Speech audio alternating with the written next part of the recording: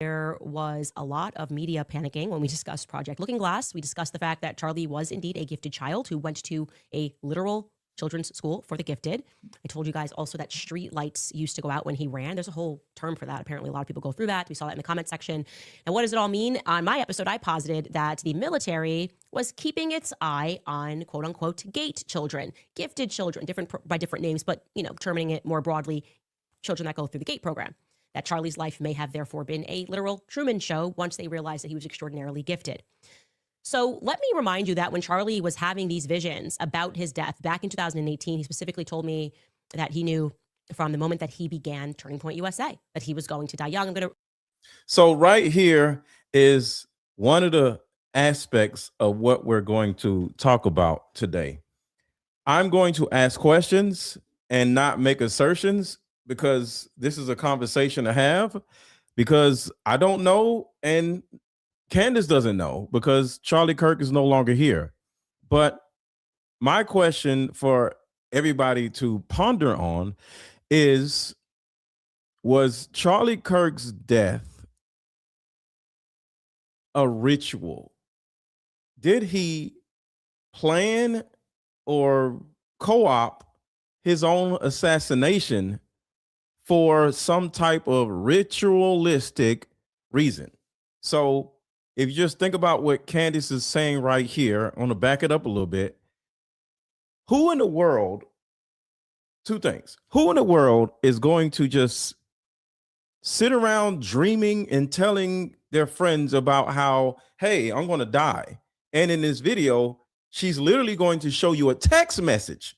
So it's one thing about saying, yo, I think somebody's after me. I think I'm going to, do this, or I think this is going to happen.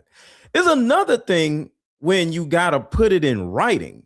Like, there's a lot of things that we think about that we tell our ladies, or you ladies tell your men, or, you tell your friends. But do you ever send it via text? The answer is no. So Charlie Kirk sent her texts and said things verbally disclosing that he's going to die. And you're like, as a friend, if one of my friends was just like, yo, I think I'm going to die, I'm going to be like, bro, like, I would want to see if I can help him, because I'm thinking it's the S word, not the A word, like assassination. So I'm like, I don't know what that means. And somebody said Tupac knew he was going to die, but was he running around texting his friends that? See, he was rapping that because he's a rapper. Because if you think about it, Biggie made a song about, dying also. His whole album was called Ready to Die. So that's a little bit different than you're not a rapper and you're not putting out an album named Ready to Die. You're just this guy that has a friend, and for whatever reason, you feel the need to say multiple times, over and over again, numerous times to your friend, hey, I'm thinking I'm going to die. I think they're going to unalive me. And then to go even farther, he knew he was going to die in Utah. Put a 1 in the chat if you remember that he literally told, I don't know if it was Candace or somebody, he told Frank Turek. Yes, he told Frank Turek that, hey, I'm going to die when I go to Utah. One, why would you go to Utah if you know you're going to die in Utah? Put a 1 in the chat if you remember Frank Turek saying that Charlie Kirk told him that he was going to die in Utah. He was like, I'm going to die tomorrow. So we're going to have a conversation that is going to be a little bit, I would say, uncomfortable, because, a lot of you love Charlie Kirk. And I don't dislike Charlie Kirk. I didn't love him. I didn't know him, right? But we're going to have a conversation about, did Charlie Kirk play his own part in his own death? All right. So I'm going to play the like button song, and we're going to get into this. So everybody hit the like button, share this video, and hit the like button. Everybody hit the like button.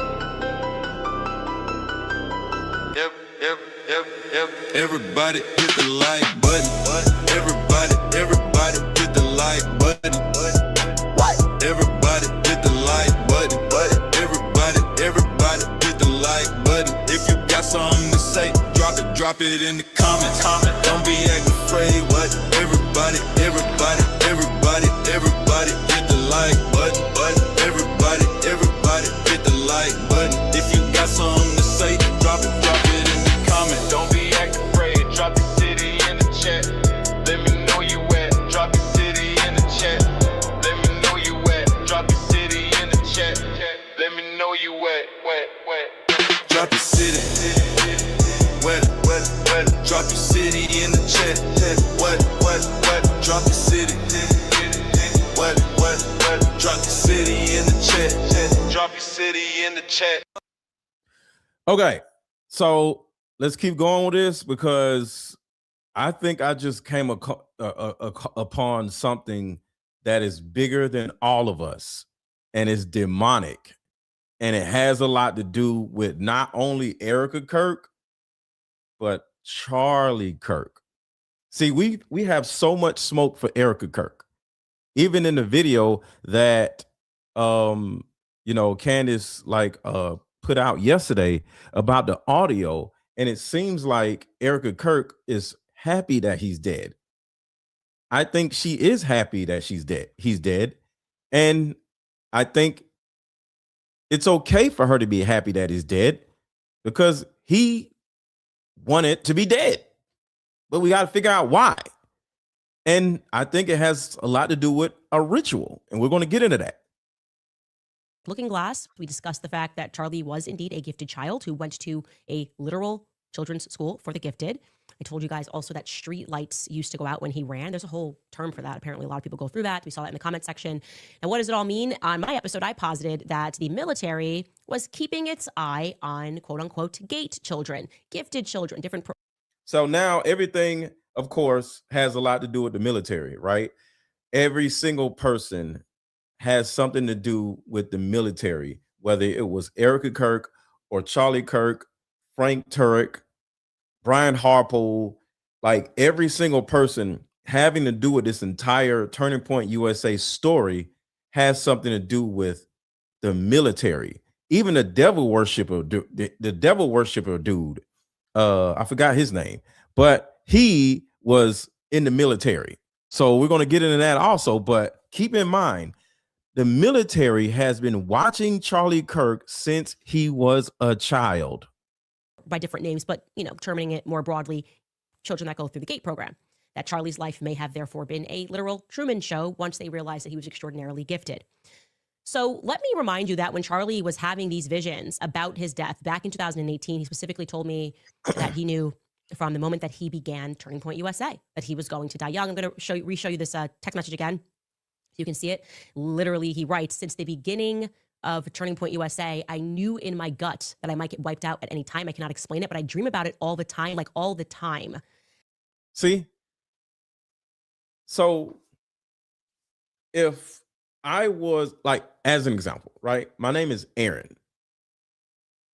Say if I keep having dreams about when I start naming myself Mr. Let Go, I'm going to die.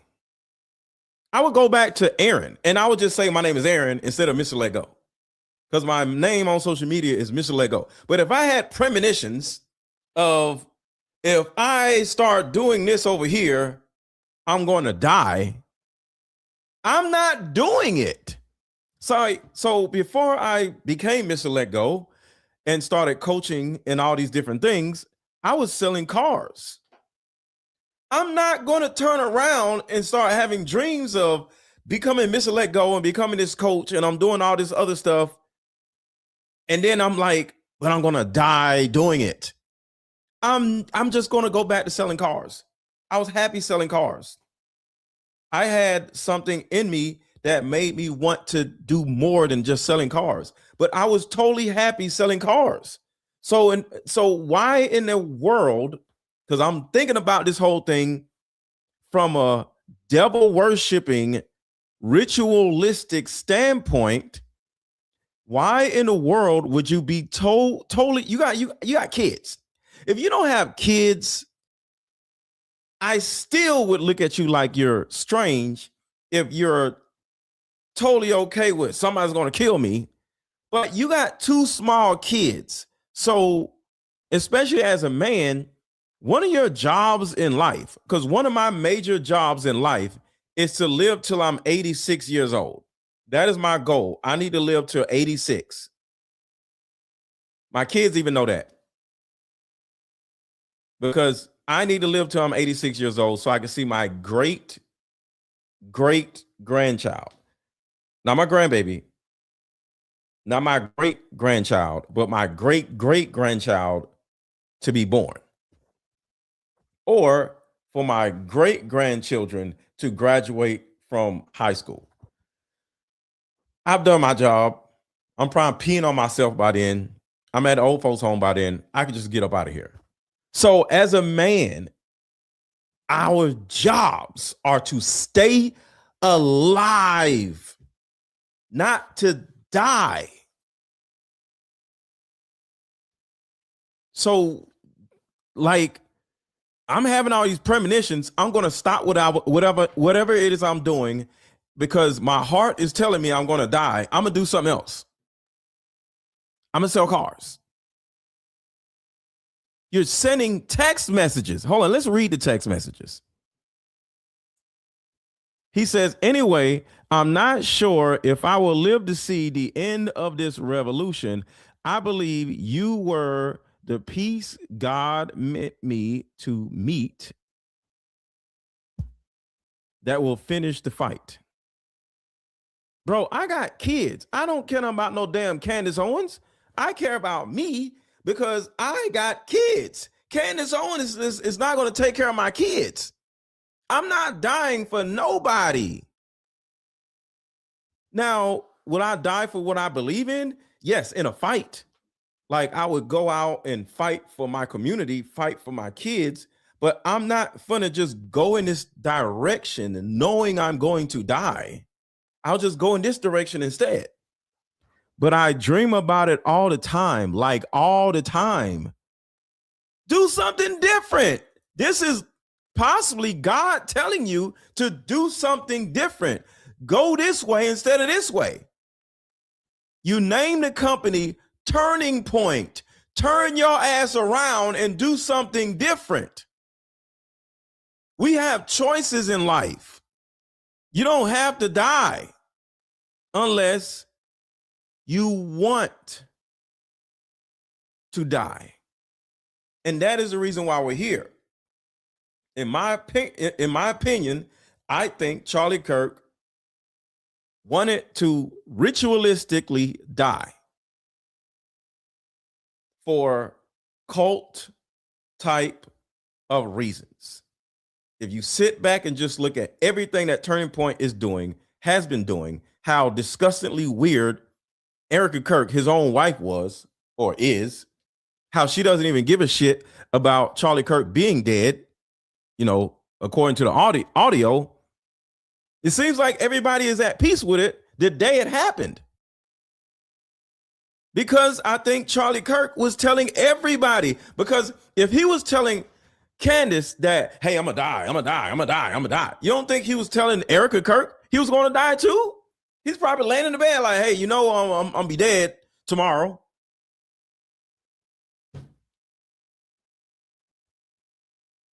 I'm just saying. And I'm going to read y'all super chats in a minute. And a lot of people are trying to get my attention in the chat. Put it in the super chat and I'll read the chat in a minute. So hold on. Somebody said, I'm going to read this one, but put it in the super chat if y'all want to read it. Miss Lego, please. Such a huge clue.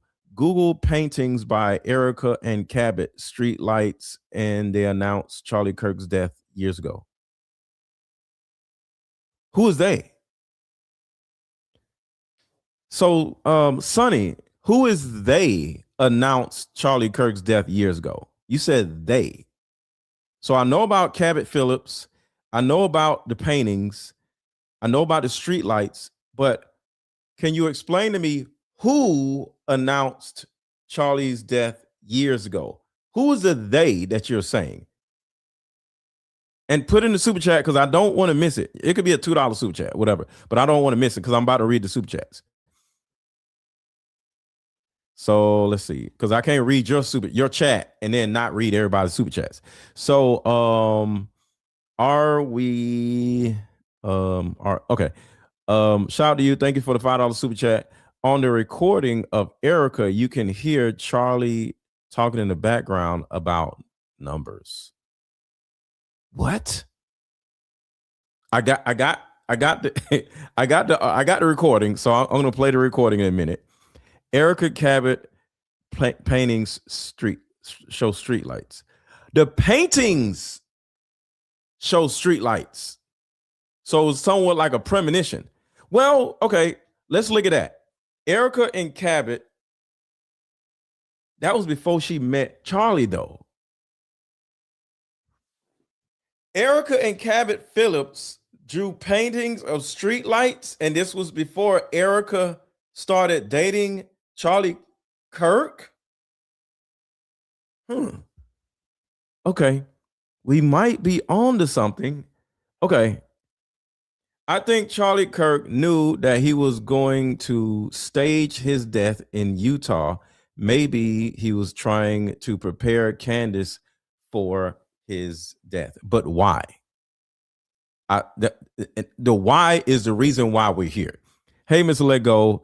Coach Colin gave you a shout out on his show today. He also said he wants to do a show with you. Yes. Me and Coach Colin have been talking in a DM. We are definitely going to do a show together. So everybody in the chat, if you know about Coach Colin, he loves to say whoop whoop. So everybody in the chat say whoop whoop in the chat right now. Everybody say whoop whoop in the chat. To shout out to Coach Colin. He loves to say whoop, whoop, whoop, whoop. So everybody in the chat say whoop, whoop to symbolize that for the shout out for Coach Colin. So let's get into this a little farther. Not really afraid of it, but I'm just telling you what I know to be true. I'm not sure I'm going to live, begins with, I'm not sure I'm going to live to see the end of this revolution. But interesting that he says, since the beginning of Turning Point USA, we should probably therefore go back to since the beginning of Turning Point USA. If I think I'm going to die because of Turning Point USA, I'll just make somebody else the CEO of Turning Point USA and I would step down. You do know you can do that, right? Like I can make somebody else the CEO of my present company. I don't have to be the CEO. So if I'm thinking that the being the CEO of this company is going to make me do something or, put too much attention on me, I got to be there for my kids. So I will make somebody else the CEO. It's not that difficult.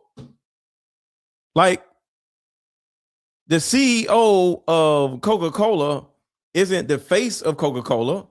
The CEO of Walmart isn't the face of Walmart. You can be the CEO of a company and not be the face of the company. You can teach somebody how to operate and debate somebody else instead of it being you.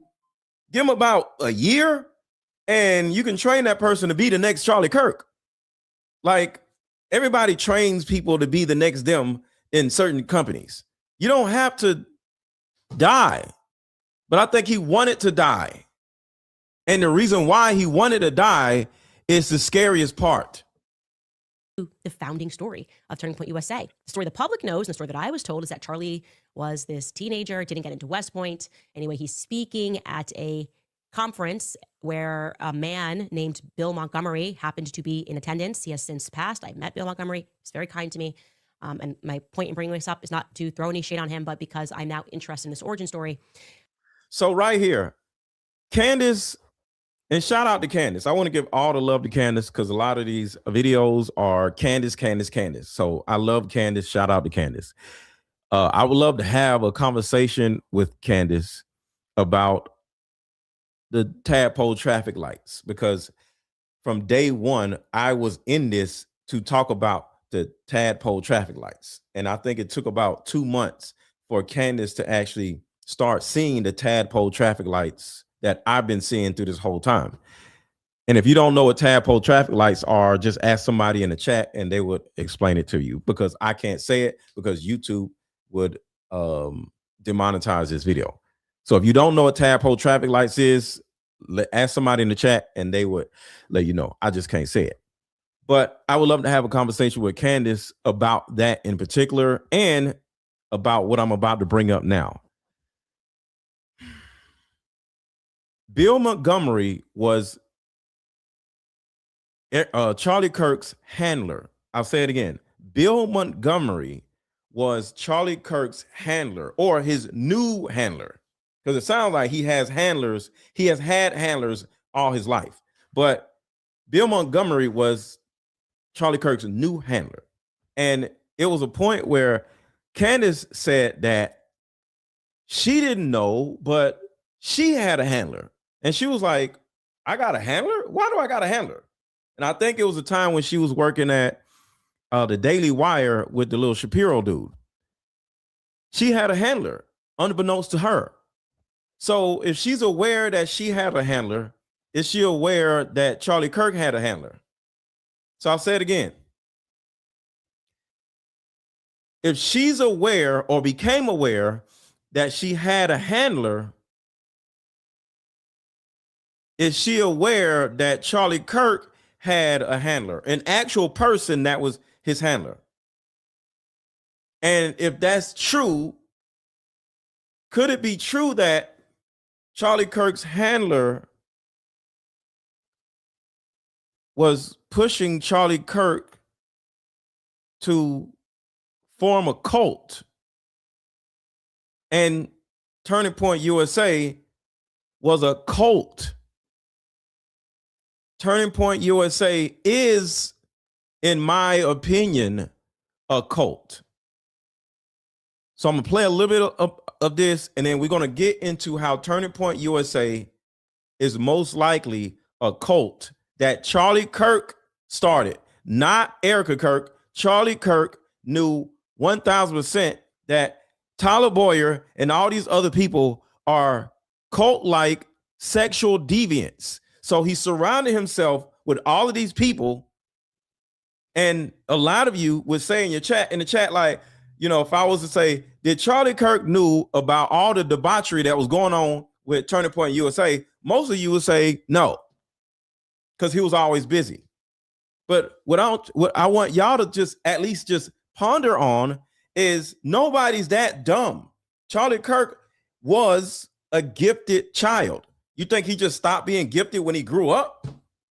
Part of being gifted is being spatially and socially and cognitively aware, and more aware of your surroundings than other people. That's what being gifted means.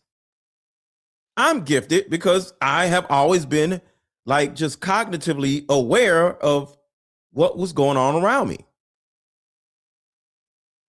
But how can you be so aware, but your best friend is Tyler Boyer? And we're going to get into Tyler Boyer. We got so much to talk about. But Charlie Kirk was a cult leader. He wasn't this innocent person. Or his handlers set the narrative for him to be a cult leader without Charlie Kirk really realizing what he was doing. And at the end, he realized what he was doing. And he was just like, yo, I'm not no damn cult leader. Are you crazy? Which is also a possibility. So Charlie Kirk was either this terrible demon-like cult leader that was acting like he was just this amazing, person, or his handlers kept him away from certain things and behind his back was setting the narrative for him to be a cult leader without him realizing it. And then one day he woke up and realized, like, yo, Turning Point USA is a cult. What in the world is going on? And then he started, going against everything. So I don't know. Anyways, he's in attendance. He's absolutely floored at Benedictine University when Charlie speaks. He immediately knew that he was sort of looking at a future president. This is an article, I think it was done in the Atlantic back in, it doesn't matter what year. Anyways, it reads in the Atlantic, Montgomery was at Benedictine University. Future president. Future president. If Charlie Kirk seen himself as being a future president, how the hell are you going to be a future president if you are thinking that you're going to die? How? So this is her saying Will Montgomery is thinking that he was going to be the future president. But did Charlie Kirk think he was the future president? That's the question. In western Chicago suburb of Lisle, Illinois, for the college's Youth Government Day in May of 2012. The slate of speakers put the kids to sleep, he told the National Journal. But when Kirk took the floor, the energy in the room completely changed. The kids weren't sleeping anymore, and their attention was wrapped on Kirk. Inspired, Montgomery went up to him after his speech and told him, as only a man 50 years senior can say, that he needed to delay college to pursue a higher calling. Quote, "I don't know you," Montgomery recalled saying, "but you need to start an organization to reach out to young people with your message." A month after Montgomery met Kirk, the duo launched Turning Point USA. I want you to hold on to that phrase, "I don't know you, but." So I want to stop right there because we need to talk about the name of this company, Turning Point USA. Okay. So we're going to come back to this, but I want y'all to think about the name Turning Point USA. And what if I was to tell you that Turning Point USA, the name was Luciferian? I'll say it again. What if I was to tell you the name of the company, Turning Point USA, is Luciferian? Would you believe me? So yes or no in the chat. If I told you that Turning Point USA, the name was Luciferian, would you believe me? Yes or no? So I'm going to read these super chats real quick. Let's see. On the recording of Erika, you can hear. Oh, no, I read that already. Okay. Those building. Oh, let's see. Those building the satanic golden age. Yes, the golden age. That's what we're about to talk about. The plane Candace found went back to DC and had Charlie Kirk. All right. Do you think Erika Kirk and Charlie Kirk actually have kids? I asked because if they were paid actors, that makes it look like less like the Truman Show. So you're saying that you think that they both were paid actors.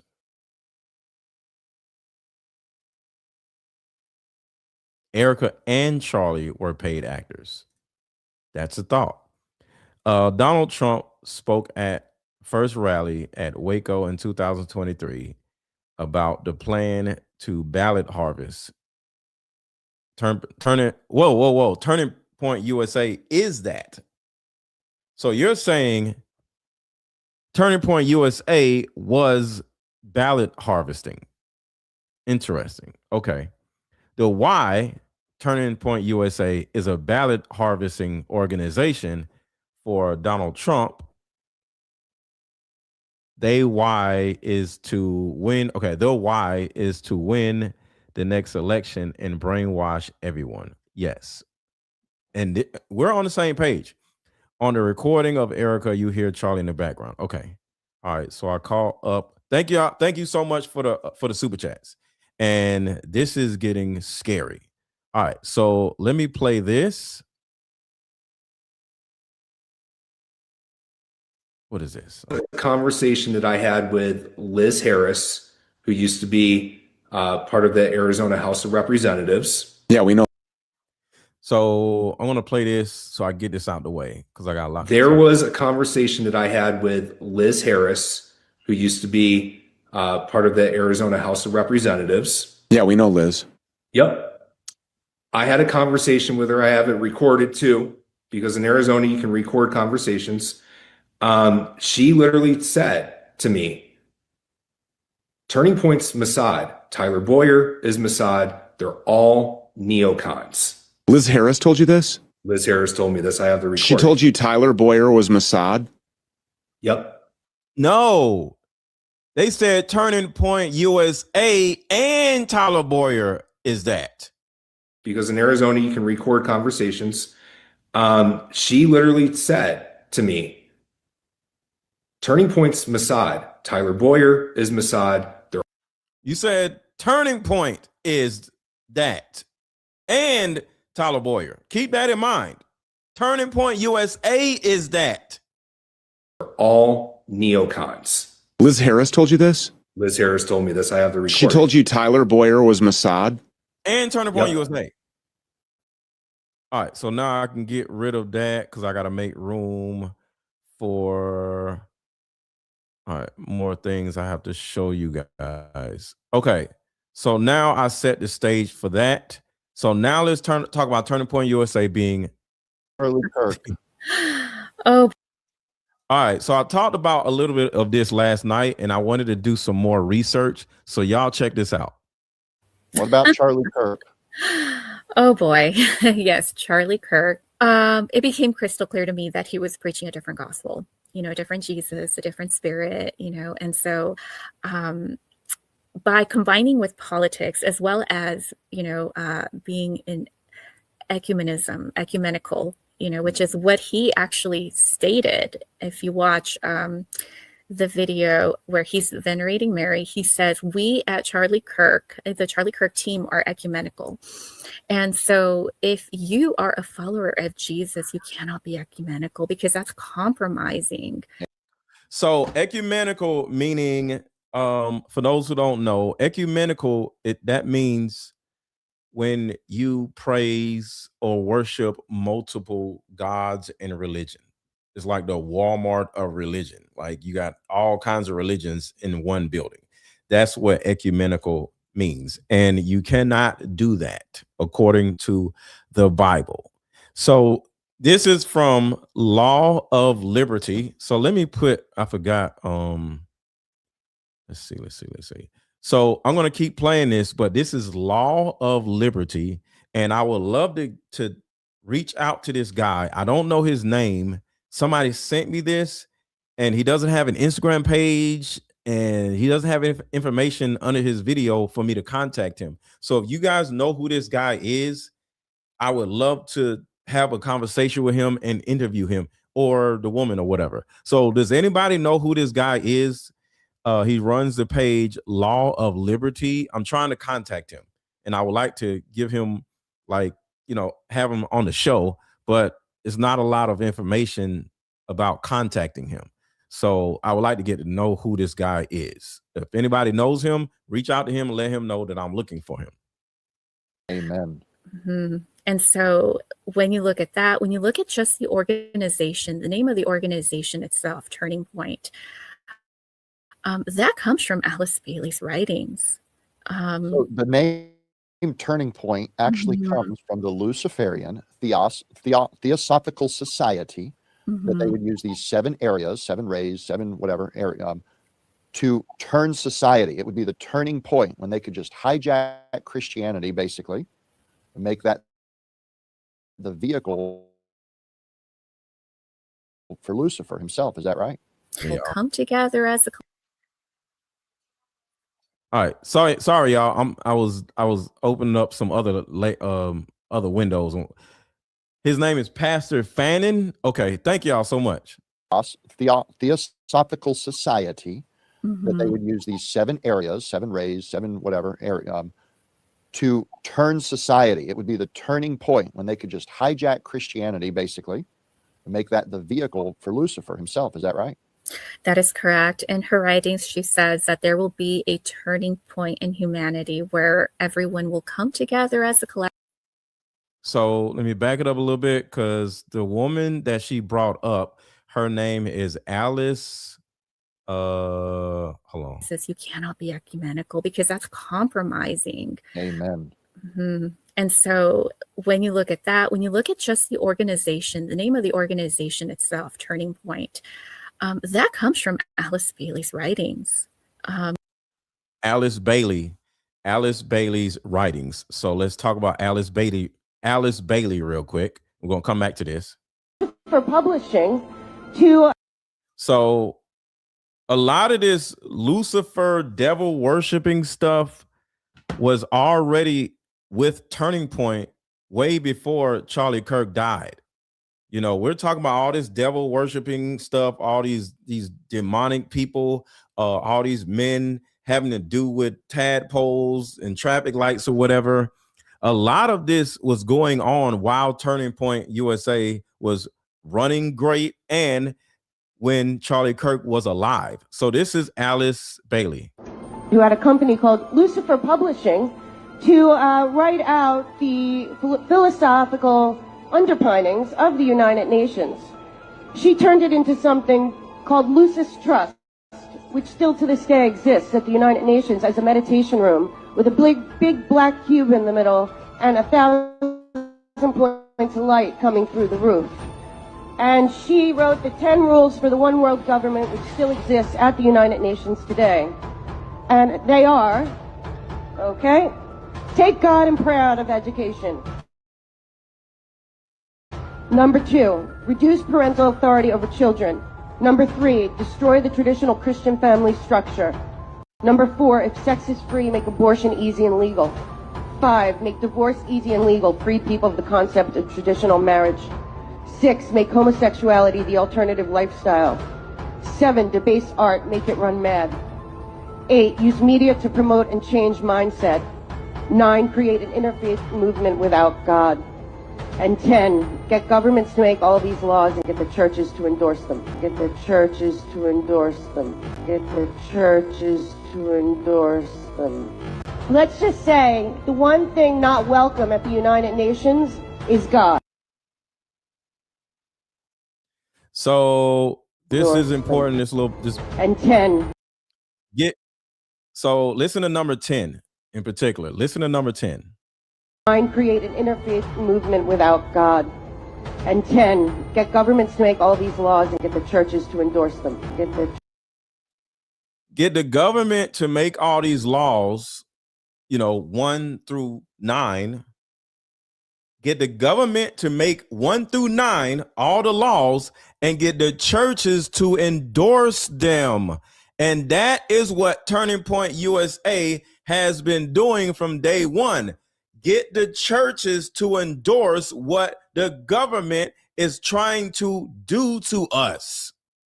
That is what Turning Point USA is. 9, create an interfaith movement without God. And 10, get governments to make all these laws and get the churches to endorse them. Get the churches to endorse them. Get the churches to endorse them. Let's just say the one thing not welcome at the United Nations is God. All right, so this is the woman right here, and let me read this for you. Alice Bailey is known as one of the founders of the New Age movement. And the key to the word or the phrase New Age movement, that is where Turning Point USA came from. So Turning Point USA is literally coming from the New Age movement. She was a writer of an occultist and theosophist who lived between 1880 and 1949. And she is a person who is known for creating the term New Age, i.e. turning point. Turning point meaning New Age, okay?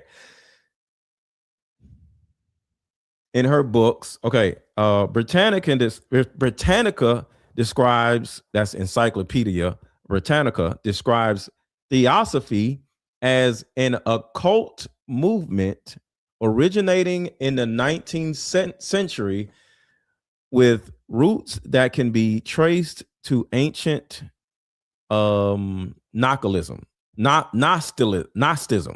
All right, I'm not necessarily understanding of that term, Gnosticism.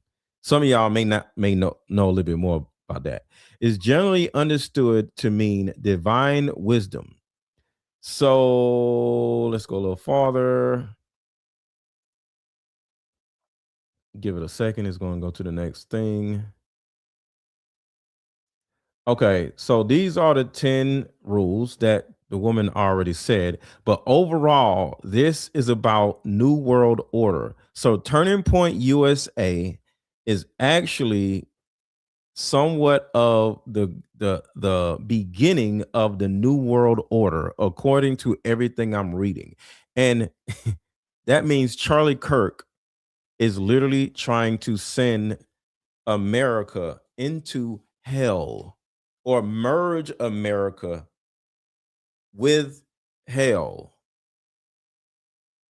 I'll say it again.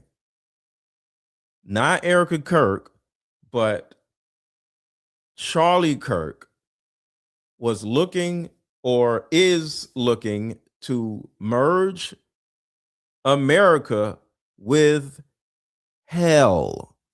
All right, so let us bear in mind that the above 10-point plan was formulated in the early 20th century. And it says why? Probably because Alice Bailey is regarded by New Agers and occultists as one of the prophetesses, a female prophet, of the New Age movement, Turning Point USA. Timothy 4:1 says, now the Spirit expressly says that in later times, some will depart from the faith by devoting themselves to deceitful spirits and teachings of demons.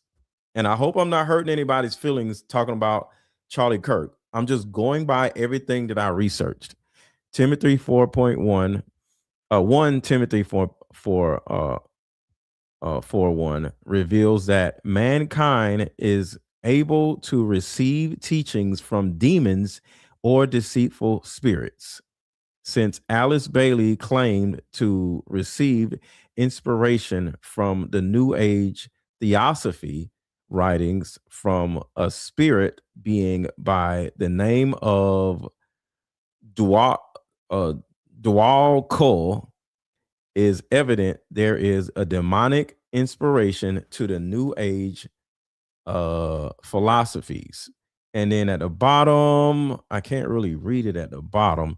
It says, for we do not wrestle against flesh or blood, but against the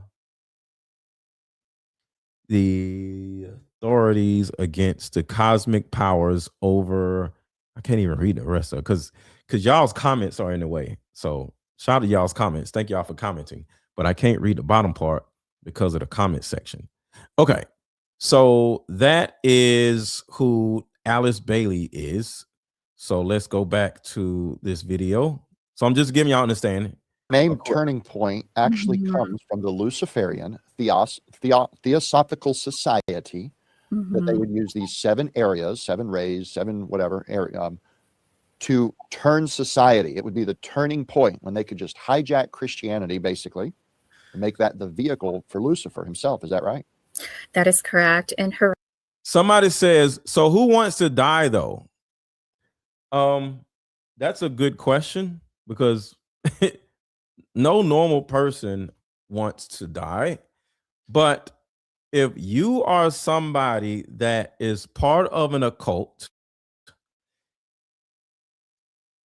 and you have a certain type of belief system, because you are part of that occult, guess what? You're going to think part of the only way you will get to the next level is to die, or is to create some type of chaos. So I want y'all to understand, to the people who saying, why would somebody want to die? Do y'all know there's a lot of people in other countries that would, let me say, I don't want to have any problems with YouTube, but so I'm going to say something that y'all have to understand what I'm saying, because I can't just come out and say it. There are certain religions that would tell you that if you put something on you like this and go around soldiers and then do this and something happens like, wow, and you are no longer here, you will go to a place with 30 virgins. Put a 1 in the chat. Y'all understand what I'm doing, because I just can't do it. So there's certain religions that says if you were to do this and go around soldiers and do this and then pow, and then you are no longer here. If you understand what I'm saying, put a 1 in the chat if you understand what I'm saying. You will go to a place with 40, 50 virgins and be happy. So what I'm saying to you is, in certain religions, in certain cults, they are going to tell you or instill a mindset that says, hey, in order to be this, and in order to ascend to this next level, you have to do something crazy with tadpoles or die. And next thing you know, if this is what you believe, you're going to be totally okay with dying or doing something crazy with tadpoles. You know what I'm saying? Somebody said pipe dreams. That's hilarious. Not hilarious, but hilarious. Somebody said pipe dreams. That's crazy. All right. So I just want y'all to understand that certain belief systems will literally brainwash you into dying. Writings, she says that there will be a turning. So just back it up. Make that the vehicle for Lucifer himself. Is that right? So Turning Point USA is starting to look like the vehicle for Lucifer. Turn society. It would be the turning point when they could just hijack Christianity, basically, and make that the vehicle for Lucifer himself. Is that right? That is correct. In her writings, she says that there will be a turning point in humanity where everyone will come together as a collective. I'm paraphrasing, but this is what I remember reading. Mm-hmm. And when I saw that, I thought, well, gee, isn't that another word for ecumenism? And Alice Bailey coined the term turning point. And they just used the term because she's dead. Being ecumenical. So, when I saw that and I saw the name, you look at the logo, you see that, just the symbolism in the logo itself. There's a lot of occultism in there, the references to the Golden Age.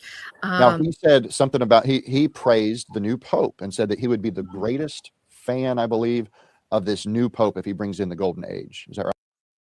Now, this is what Charlie Kirk said. Charlie Kirk said that. Charlie Kirk used the word the new golden age, which also came from Alice Bailey. So somebody says you and Coach Colin on one screen is going to be fire. Put a 1 in the chat or put some fire emojis if y'all think me and Coach Colin would make a great live stream. So put fire emojis if you would like to see me and Coach Colin on a live together, whether it's on his channel or on my channel. Put fire emojis if you would like to see that. Right. That is right. He did say that. And what is a golden age? And so and this is the golden age, that is devil, that's Luciferian. What New Age is all about. Mm-hmm. It's basically bringing in what they consider the new Atlantis, with their belief system, where they're ruling, where the Antichrist will come and they will establish the kingdom that they believe Atlantis was. And so it's pretty interesting when you look into what they believe. So as you can see right here, just in case you're like, he didn't say that, he didn't do that. This is Charlie Kirk's tweet. We talk about a golden age in America. Specific wording from Alice Bailey. So I'm not making stuff up. I'm not reaching here. Okay? These are Charlie Kirk's words from a Luciferian ideology. This is his words. I am an evangelical Christian, but I pray the new Pope will help usher in a new golden age of Christianity. That's Luciferian. So what are we doing here? Oh, Charlie Kirk is dead. Oh my God, Charlie Kirk. I personally think Charlie Kirk died as part of his own Luciferian ritual. Even when he actually got hit, it seemed like he knew he was going to get hit when he was sitting up there and he had the microphone. And right before something hit him, whether it was a shot or electrocution or whatever, he was like I can't play it, but it seemed like, I don't remember, what's my microphone? It seemed like when he had the microphone, I don't know where my microphone is at. He was holding the microphone, and right before the thing happened, he was like, and then he was bracing himself. Am I wrong? Am I wrong that I visually seen Charlie Kirk brace himself right before he died? He reached for the microphone and he says, counting something. And next thing you know, he was like, and then bop. Am I wrong?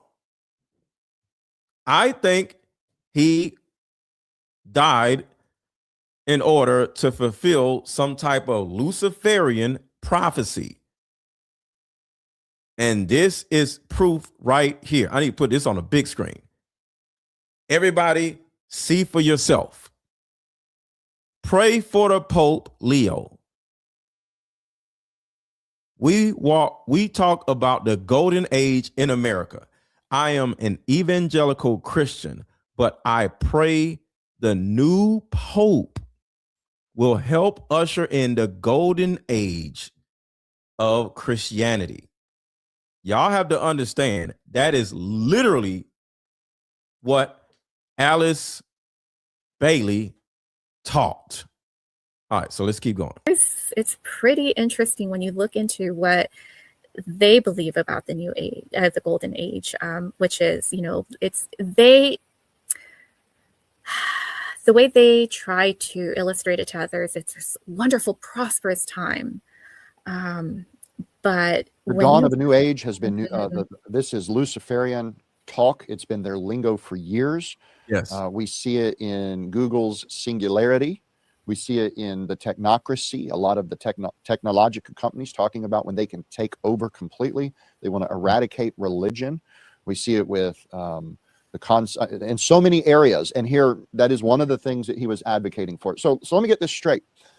Charlie Kirk is an evangelical, he calls himself, which is, and I want to make a clear distinction here. This is why I am not an evangelical. I am a fundamentalist. And that part. I am not an evangelical anything. I am a fundamentalist everything. I'm a fundamentalist. I'm not an evangelical nothing. And when I talk about pastors, excuse me, I got I'm drinking ginger root. What else is in here? I'm drinking ginger root, and I keep getting pieces of the ginger root. I'm drinking ginger root, lemon, water, and apple cider vinegar. So that's why I keep spitting something out, because I got pieces of the ginger root. So I'm drinking, and it's a very good thing to drink in the morning. I'm drinking ginger root, apple cider vinegar, lemons mixed with water. So that's what this is. So if you keep seeing me do this, is the lemons or the ginger root being stuck in my teeth. There was a big distinction 100 years ago where the fundamentalists said, we're not part of the ecumenical movement. We will take a stand on doctrine. And I'm only as fundamental as what the Bible says. I'm not part of a fundamentalist group. I'm an independent. But notice he says, I'm evangelical, but I'll join in with the Pope if he brings in this golden dawn. So Charlie Kirk was not Catholic, but I understand he was praying the rosary. You've heard this, right? Mm-hmm. Mm-hmm. Now, this is when it gets really crazy. And yet he was keeping the Sabbath also. Mm-hmm. Mm-hmm. And his pastor was Pentecostal / Calvinist. Is that right? That's right. Yeah, they talked about the 7 mountain mandate also, but I didn't want to play their whole video. But yeah, they talked about the 7 mountain mandate. Yep. Right. What an interesting amalgamation of all these contradicting doctrines. Mm-hmm. It is. And so you listened to Kirk, but then when you came out, you realized, wait a minute, this guy is on. Oh, and by the way, there's a clip. I wish I could find it real quick, but we won't play it. Where he says, where he will not eschew Freemasonry. He says there's something good there, essentially. So,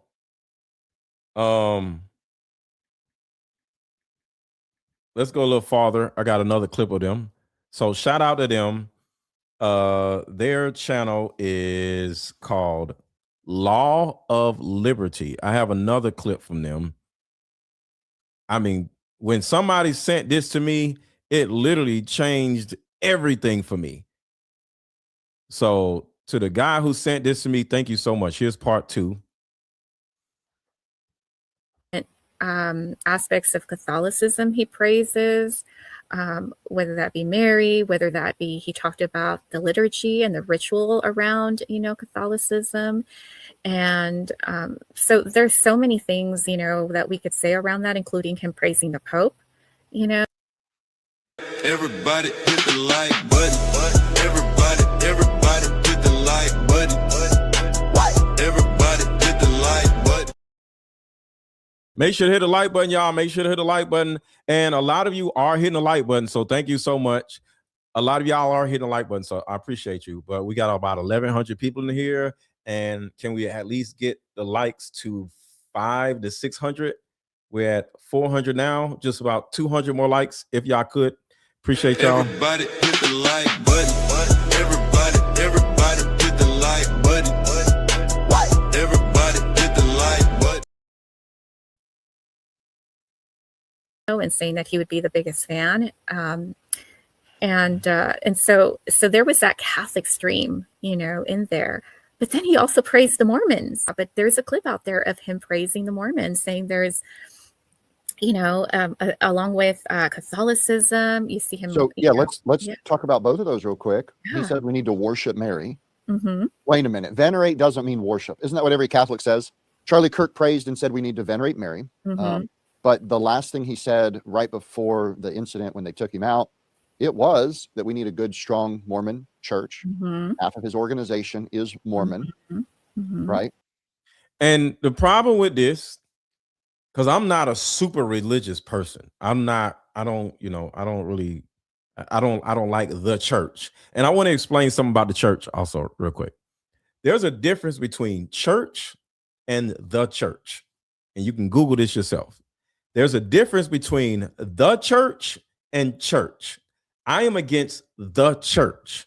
I am not against church. I am against the church. Okay. So do y'all understand the difference between the church and church? Because this is a very distinct difference. Put a 1 in chat if you understand. Put a 2 in the chat if you don't understand. There's a difference between the church and church. I just want to make sure y'all are good. Right. I am spiritual, not religious. Exactly. So do y'all understand? 100. Okay. Okay. Just want to make sure. I'm against the church. I'm not against church. We can have church here. I'm against the building, the pastor, the lies, and the misinterpretation of the Bible that most pastors do. Okay. That is what I'm against. I'm not against God. I'm not against Jesus. I'm not against none of this. I'm against the actual humans that mislead other humans for the sake of the devil or whatever it is they are actually trying to mislead us to. Now that's fascinating. He is a Mormon organization. He wants to bring the Mormons, the Christians, the Catholics, the Orthodox, the Jews, and everybody in between. See, you can't do that. You can't do that. That is called being ecumenical. Ecumenical. You can't We do need a that. good, strong Mormon church. Mhm. The Bible says you worship me and only me. Half of his organization is Mormon, Mhm. Mhm. right? Now that's fascinating. He is a Mormon organization. He wants to bring the Mormons, the Christians, the Catholics, the Orthodox, the Jews, and everybody in between Mhm. into one boat. So Mhm. Mary worship is right in line with what they teach. So it says, we don't venerate Mary. We don't worship Mary enough. That's what Charlie Kirk said, because that's what his wife. So now we worshiping Mary. Do y'all see what I'm saying? And I'm not here to just take a dump on the head of a dead man. I'm just simply letting y'all know that there's something going on that nobody is privy to. And this Charlie Kirk, oh my God, Charlie Kirk. No, Charlie Kirk started all this stuff, because for months I've been just like, yo, how is it that we know about how demonic and disgusting Erika Kirk is? How did her own husband not know? He knew. And I'm going to show you more examples. I'm going to show you example after example after example after example how Turning Point knew. I mean, how Charlie Kirk not only knew about what everybody was doing and all the devil worshiping and shit, he started it by naming it Turning Point. Who used to be part of Trump's organization. That's what she taught him. Wouldn't you agree that's part of the influence? It is definitely part of the influence. I mean, he was with Catholicism and his wife being involved in that, and her holding up the rosary and just sharing that, this is what, she believes. And it's really interesting, this, combination that we see them both promote. Something else that I don't know if a lot of people are aware of, but in addition to Catholicism and Mormonism, and of course being involved with NAR, is they also were involved with Scientology. Now it's Scientology? This is what I'm saying. This man was not necessarily the person that everybody thought he was. So to be honest with you, everything you think about Erika Kirk was Charlie Kirk. You don't turn around and marry a woman and she turns out to be a demon, and you turn around and say, oh my God, she's a demon. Poor Charlie Kirk. He chose her. It's like if a woman has a baby with a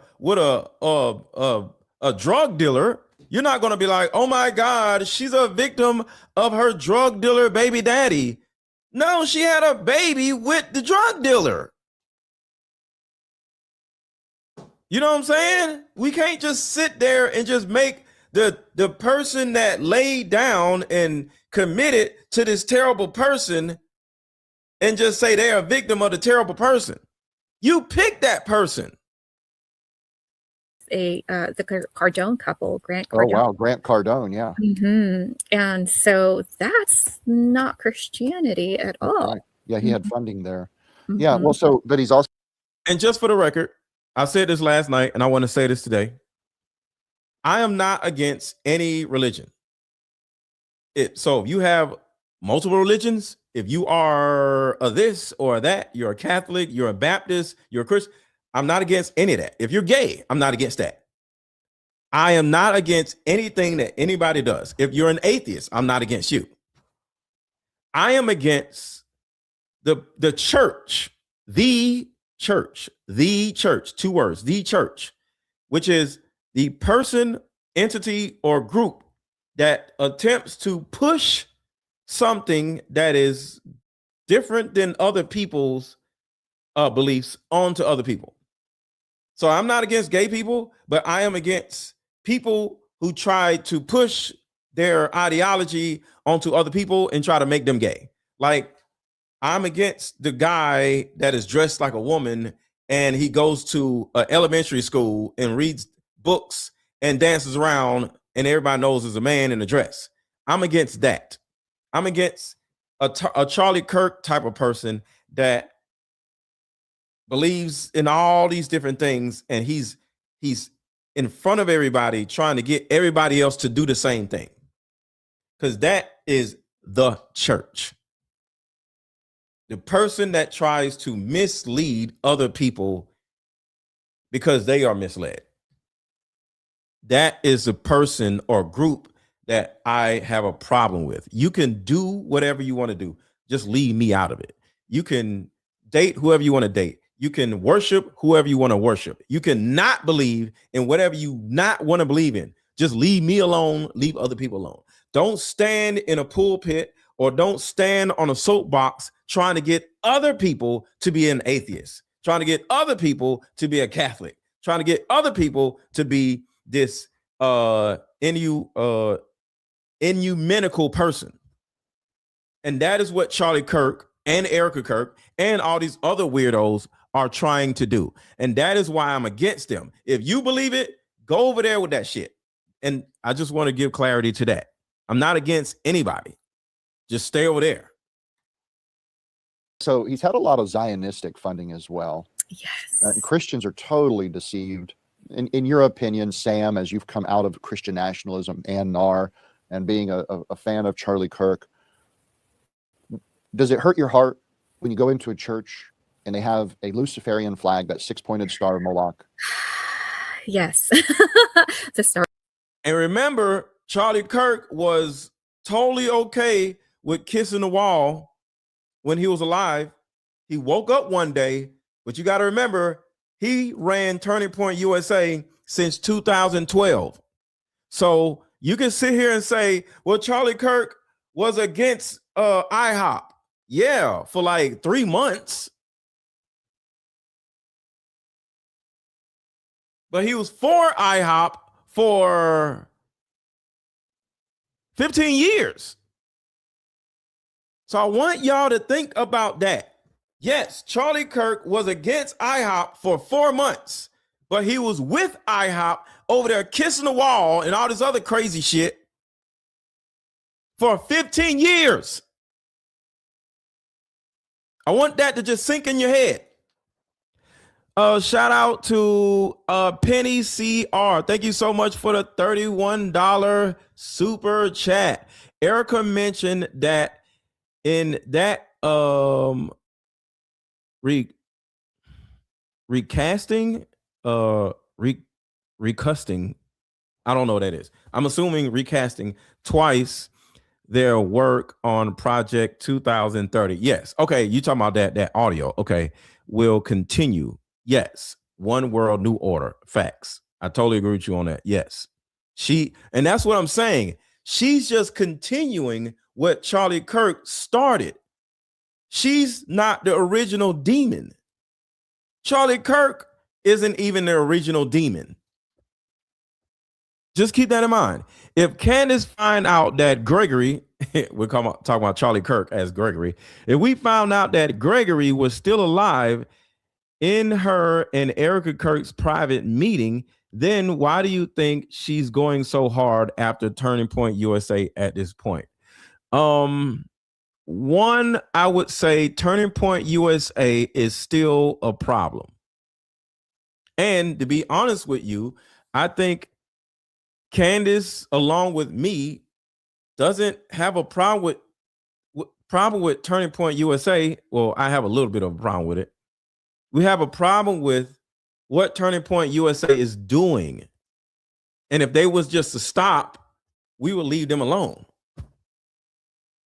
Like I said, if this person believes this and they're just over there doing their own thing, nobody would care. Turning Point USA is trying to take over schools. They're setting up a chapter in every damn college. They're going to middle schools. They're trying to indoctrinate children. And they have these pastors that are R-wording allegedly children or tadpoles. So that's the problem we have. That's the problem I and most likely Candace has with them. But if they were to just stop, and do something else.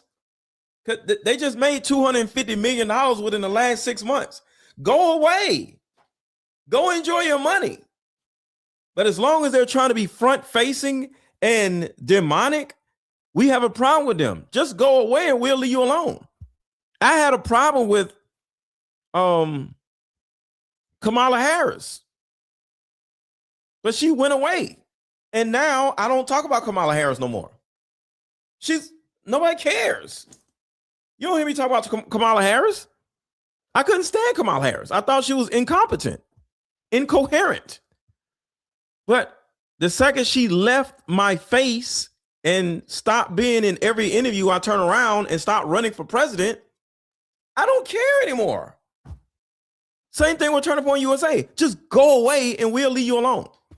They don't want to go away. So this is why the military is taking over the local churches and schools with tadpole hunters. Facts. That's a fact. Yes. Those been okay. Yeah. I just want them to go away. I don't have a problem with them particularly. I just want them to leave people alone. I want them to leave children alone. Tadpoles, I mean. From fan that the Bible discusses, and God is, he condemns specifically. And so it does hurt my heart. And you could see, especially when you know how integral that, star is to so much of their logos and how it symbolizes what they believe, in Luciferian circles. Somebody says, what does the International House of Pancakes have to do with this? It's not the International House of Pancakes. It's the International House of, what was the P? IHOP was the International House of, what do we use as P, y'all? So IHOP is the country, not the restaurant, okay? The International House of Politics. IHOP was International House of Politics. That's why we call that country that we don't say over here, IHOP, the International House of Politicians. That's what it was. International House of Prophets. So now y'all get what I'm saying, okay? Not pancakes, politicians, fake prophets. We call them the IHOPians. Exactly, Brian. They are the IHOPians. And it does hurt. Yeah, and Coach Colin calls them Philadelphia. My heart. PDF files. Yes, that's what it is. We call IHOP the International House of PDF files. Thank you. That's what it was. Because, if I believe that for those that do love the Lord, if they knew what that symbolized, I do believe, I would like to believe they would repent, as I did. And so, but I believe that a lot of people do not know what that means. And I had that example with my had family that came over, that stayed over from El Salvador. And so I actually walked them through what the Star Run Fam, means, where you see it referenced. Oh, another thing that's in here is cayenne pepper. I forgot about that. So it's ginger root, cayenne pepper, water, lemon, and apple cider vinegar, because the cayenne pepper is like it's like it hits you like yeah. So cayenne pepper, I added that too. In the Bible, and how it's like you see it, as you're pointing out there, you see it in a lot of the symbolism. It's stylized, and you see that pattern of that star. In much of the logos, that you see being used, and in much of the occult writings and, ideology, basically. All right. So y'all understand what I'm saying involving that. Remove from studio. So let's go back to what Candace was talking about right here. And that's the same story that I was told. So I was a bit surprised to learn that there may be a larger story here. Now, Bill Montgomery was Air Force. He's in the Air Force Reserves. Bill Montgomery also happened to be from Lincoln, Nebraska. Getting into that, one of those, Egyptian plane stops. A lot of these people are tied to Lincoln, Nebraska that are in this story. Saving that for another day. And remember, Bill Montgomery is Charlie Kirk's original handler. Charlie Kirk's original handler. Remember that. Now, not much is known about what specifically Bill Montgomery did during his time in the military, but we do know that he moved to the Chicago area thereafter, which obviously in the area where Charlie's X-Men school was. The X-Men school, I just like to call it that, it was actually called Creative Children's Academy. It opened in 1982. So right there, Charlie Kirk went to an X-Men type of school that was meant to bring him up to have a certain type of mindset. So what I hear is they were creating monsters, which means even though Charlie Kirk may have been somebody that wanted to help people, help young people, that doesn't matter. You know why? Because he was paid $4.7 million, $4.7 million by Bill Montgomery. He could have said, no, I don't want to do that. He took the money. So I don't give a damn about what you meant, what your intentions were. It's all about what your actions are. If I go out and unalive a person, nobody cares why I unalived them. They're unalived, and I got to go to prison. I can't turn around and say, but I meant well. Okay, was it self-defense? No. Okay, then what are you talking about then? So at the end of the day, Charlie Kirk could have had all the great intentions that he wanted. But if you're so gifted, you're so smart, you're so intelligent, you're so self-aware, why in the world would you take the money? Charlie Kirk was only 18, though. This might sound crazy, but I was married. Well, I wasn't married at 18, but I left the house and started my life, and I never did drugs ever in my life. When I was 13, 14, 15, 16, 17, 18. And I got married, started my family, started my family in a 5-bedroom house. In a 5-bedroom house at the age of 18. I was extremely self-aware at the age of 18. Y'all got to stop acting like being 18 means you're a child. You're an adult at the age of 18. So he took the money at the age of 18. And of course, that's a lot of money for an 18-year-old, of course. But are you not aware that Charlie Kirk's dad worked for Donald Trump? So was he manipulated? No. He was raised to be this person. So what I'm saying is, if you are a kind-hearted person, but you were programmed to be this social mercenary, you're a social mercenary. I don't care if you allow your handlers to handle you and to steer you in a bad path. Nobody cares about what your intentions are. And that's what I keep trying to tell y'all. Nobody cares. I used to visit prisons in South Carolina.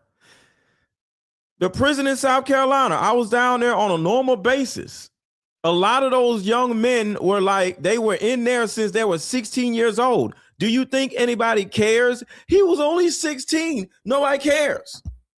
They were tried as an adult because of what they did. And they in prison for the rest of their lives because of what they did when they was 18, 16, 17. Nobody cares that he was 18 years old. You have enough cognitive understanding of right and wrong when you're 18 years old. It's 18 years old, and you're getting $4 million, a lot of money. Yes, that's a lot of money. Understandable. A lot of money. You're a millionaire as an 18-year-old? Yes. Shout out to Indian Summer for the $20 Cash App. Cash App is scrolling across the bottom of the screen. Thank you so much, Indian Summer, for the $20 Cash Apps. Cash App is scrolling across the bottom of the screen. $AARON 1000. Thank you so much, Indian Summer. But I just want y'all to understand that. I don't care that he was 18. He could have said no. There's plenty of shit I said no to at 16, 17, 18. I never did drugs ever in my life. I didn't do drugs at 12, 13, and I was a child. I grew up in a drug-infested, ghetto. I didn't do no drugs. I sold drugs, but I didn't do drugs. So think about this. I was 13, 14 years old in my bedroom cutting up drugs and bagging it in little baggies. I could have easily been like, ooh, I did not do it.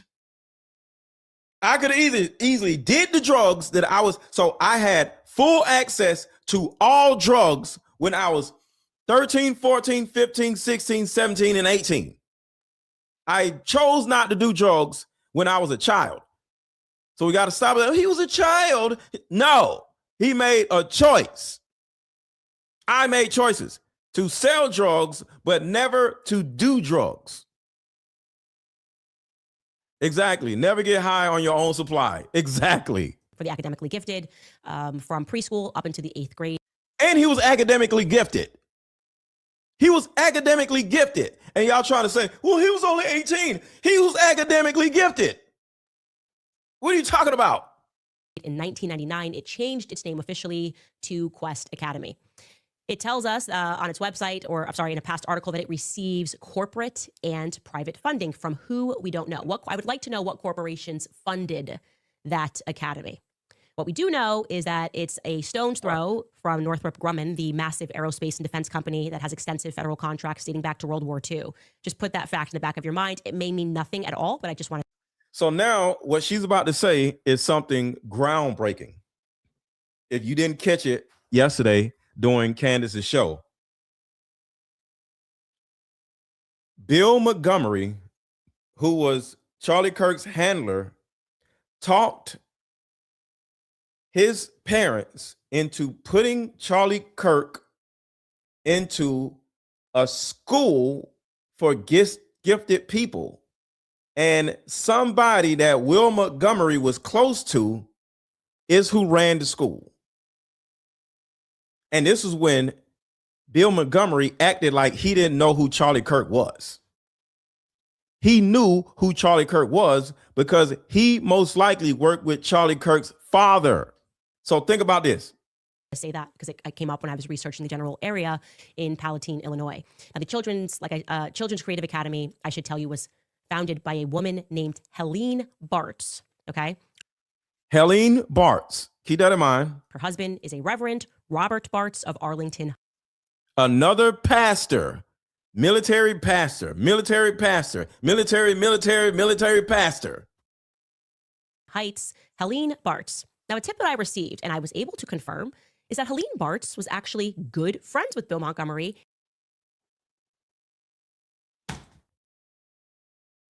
They were good friends. She ran the school that Charlie Kirk went to when he was a child.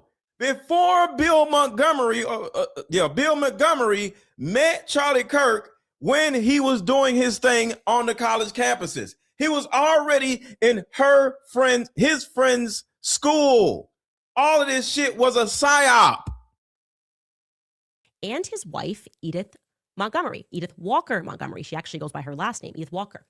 The person claims that Edith Walker, who I've since learned emigrated from Germany after World War II, and I can't really find much else about her, became and this is correct, an adolescent psychiatric nurse. So she was a psychiatric nurse to the youth. and that she was actually the person that started the school with Helene Bartz.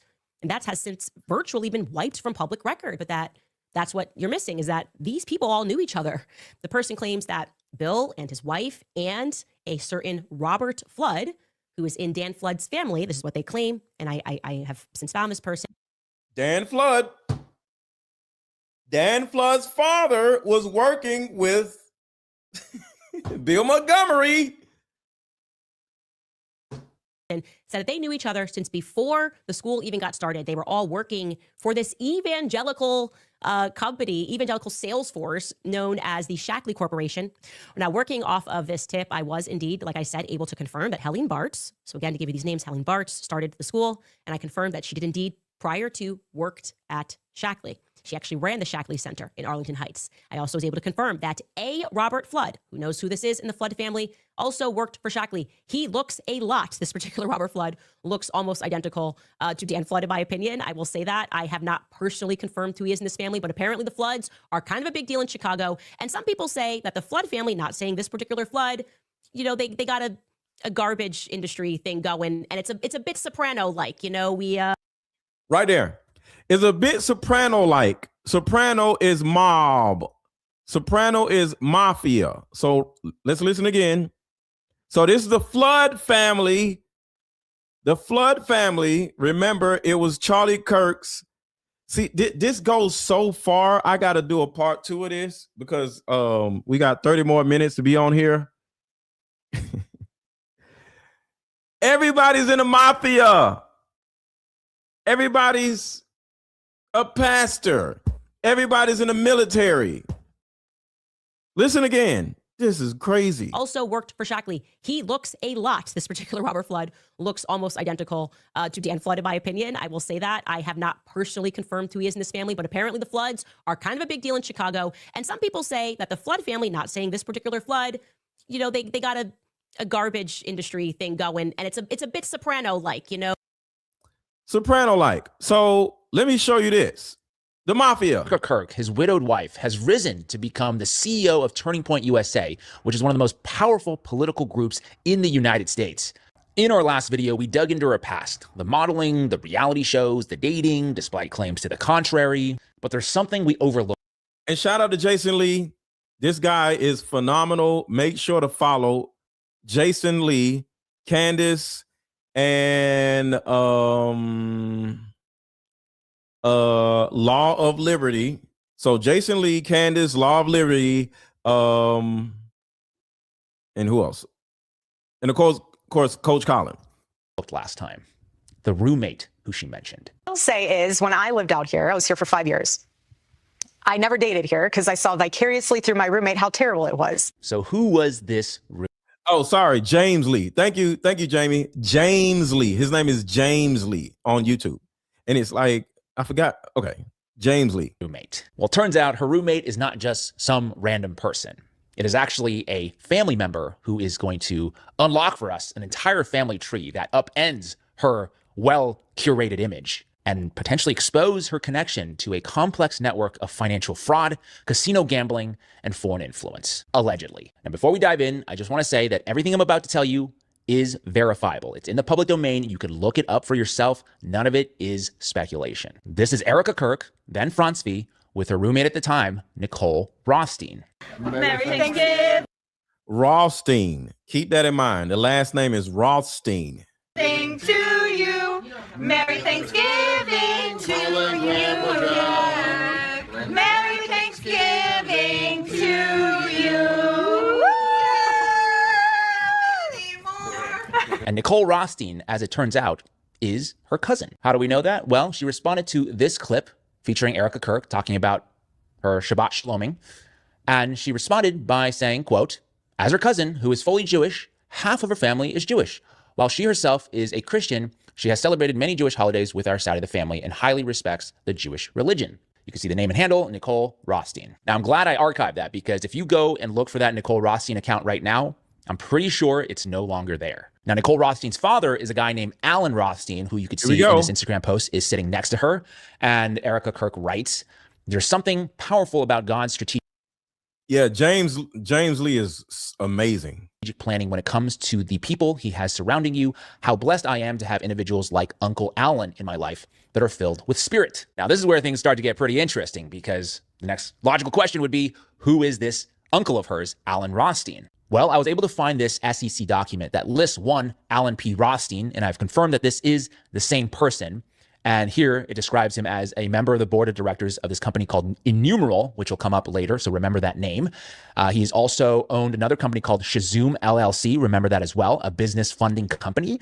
And from 2002 through 2007, Mr. Rothstein was the co-founder and chairman of a company called Nano Dynamics Incorporated. Now, it sounds all pretty impressive, but as it turns out, with a little bit more digging, Mr. Alan Rothstein, Erika's uncle, may have been quite the sketchy guy. For Nano Dynamics, it looks like he was sued in bankruptcy court. And from what I'm told, in bankruptcy terms, when a trustee sues a director or a founder like Alan Rothstein, it is believed typically that that person may have taken money out of the company improperly before it collapsed. And then remember the company Innumerable, which he served on the board of directors. That was apparently a penny stock that traded on the OTC markets before also going bankrupt. And then there's this company Shazoom LLC, which if you remember is a business funding company. And based on my research, it seems like Shazoom LLC has almost zero footprint, no major client reviews, no press releases of funded deals, no industry presence. And for a quote unquote business funding company to have no track record of funding businesses suggests it might be just a shell company, a vehicle used to move money around rather than conducting actual commerce. So pretty interesting who Erika looks up to. And the Rothsteins, I'm just going to add, is a pretty famous crime family in American history. If you look. So right there, the Rothsteins is a crime family.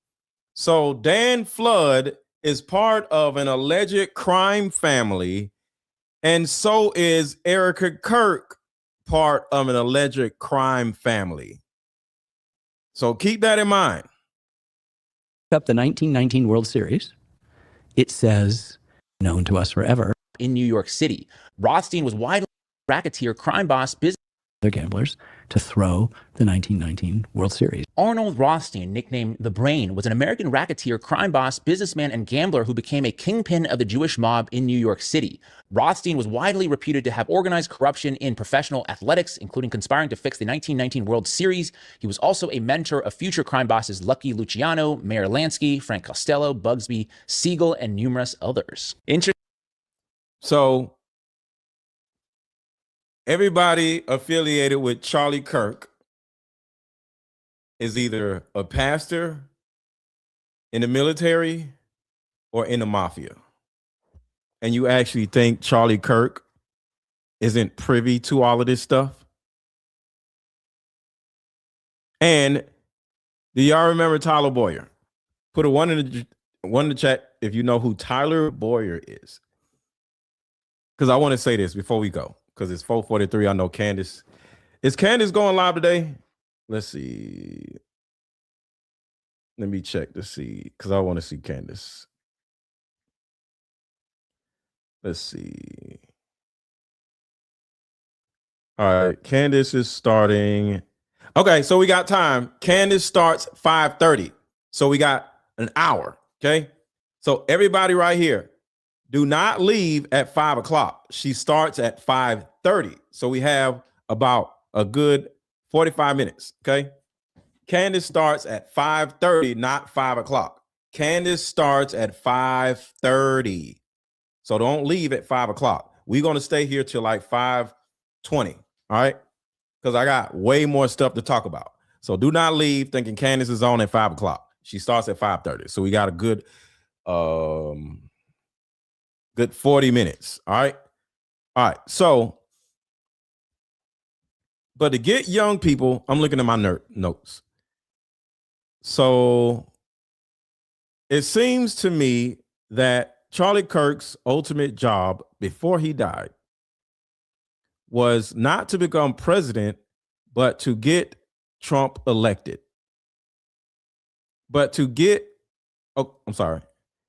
not just to get Trump elected, but to get young people to view Trump in a way where Trump can now be as outwardly evil as he wants to be, because Charlie Kirk painted a narrative about Trump which is positive.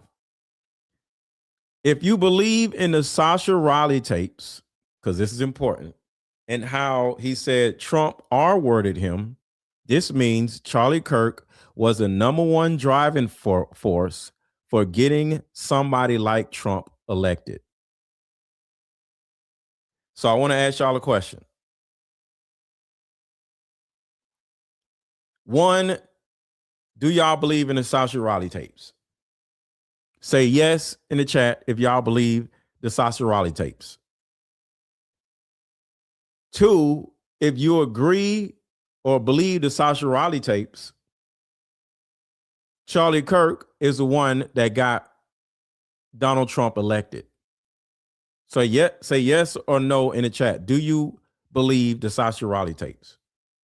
Because if you believe the Sasha Riley tapes, you have to consider Charlie Kirk is the person that almost single-handedly got Trump elected.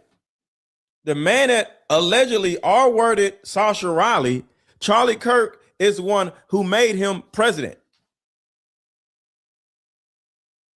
Because he set a beautiful narrative about Donald Trump.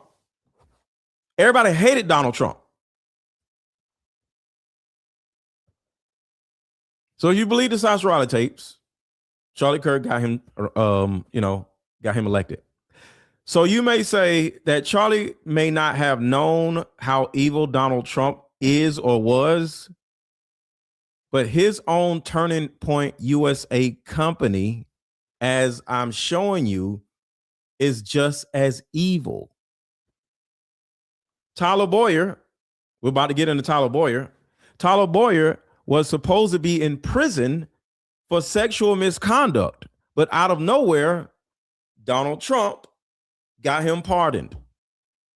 So the next question is, are y'all aware that Tyler Boyer is supposed to be in prison, but his good old friend Charlie Kirk asked Donald Trump, who he got elected, to pardon Tyler Boyer before he even got put in prison?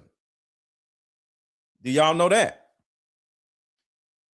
So how do you have this right-hand man that has been the longest tenured employee at Turning Point USA, or executive at Turning Point USA, when you are fully aware of his sexual misdoings and all these sexual allegations, and that he was about to go to prison for the sexual misconduct, and you, Charlie Kirk, went to your friend that you got elected, Donald Trump, and asked him to pardon you? This shows you and shows me that Charlie Kirk knew about Tyler Boyer way before Charlie Kirk died. So we can't sit here and say that Charlie Kirk did not know about what was going on, because he was the one who actually got Tyler Boyer pardoned by Donald Trump, because Donald Trump owed Charlie Kirk a favor, because he's the reason why Donald Trump is in office. So he went to Donald Trump and said, yo, I need that favor. Even though my best friend, my CEO at the time, or COO at the time of Turning Point USA, he's been COO for like 10 years at Turning Point USA. He has years of sexual misconduct allegations. He was about to go to prison, and he said, hey, can you give my friend a pardon? And y'all want to act like Charlie Kirk didn't know? Are you crazy? And here's more information on Tyler Boyer. Person who I do not trust at all. One of them being he's a sexual deviant. He's also. Oh, hold on. Hold on. Before we get this, before we go down this rabbit hole, everybody hit the like button. Everybody hit the like button. If you have not already hit the like button, please hit the like button. Hold on.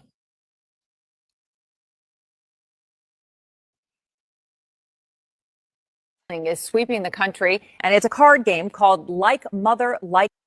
So I'm gonna play this, and then we're gonna get into Candace. This just in, a new way of healing is sweeping the country, and it's a card game called Like Mother, Like Daughter. This game is powerful. My favorite question was, if you could parent me all over again, what would you change? This card game has a mother deck and a daughter deck, so we both have questions for each other. These are some good questions. Do you think I'm a people pleaser? If so, where did I get this trait from? This card game actually helped my marriage, and the questions showed me that I still had unresolved issues with my mom, and I was taking them out on my husband. If you don't do anything else, buy this card game. You won't regret it.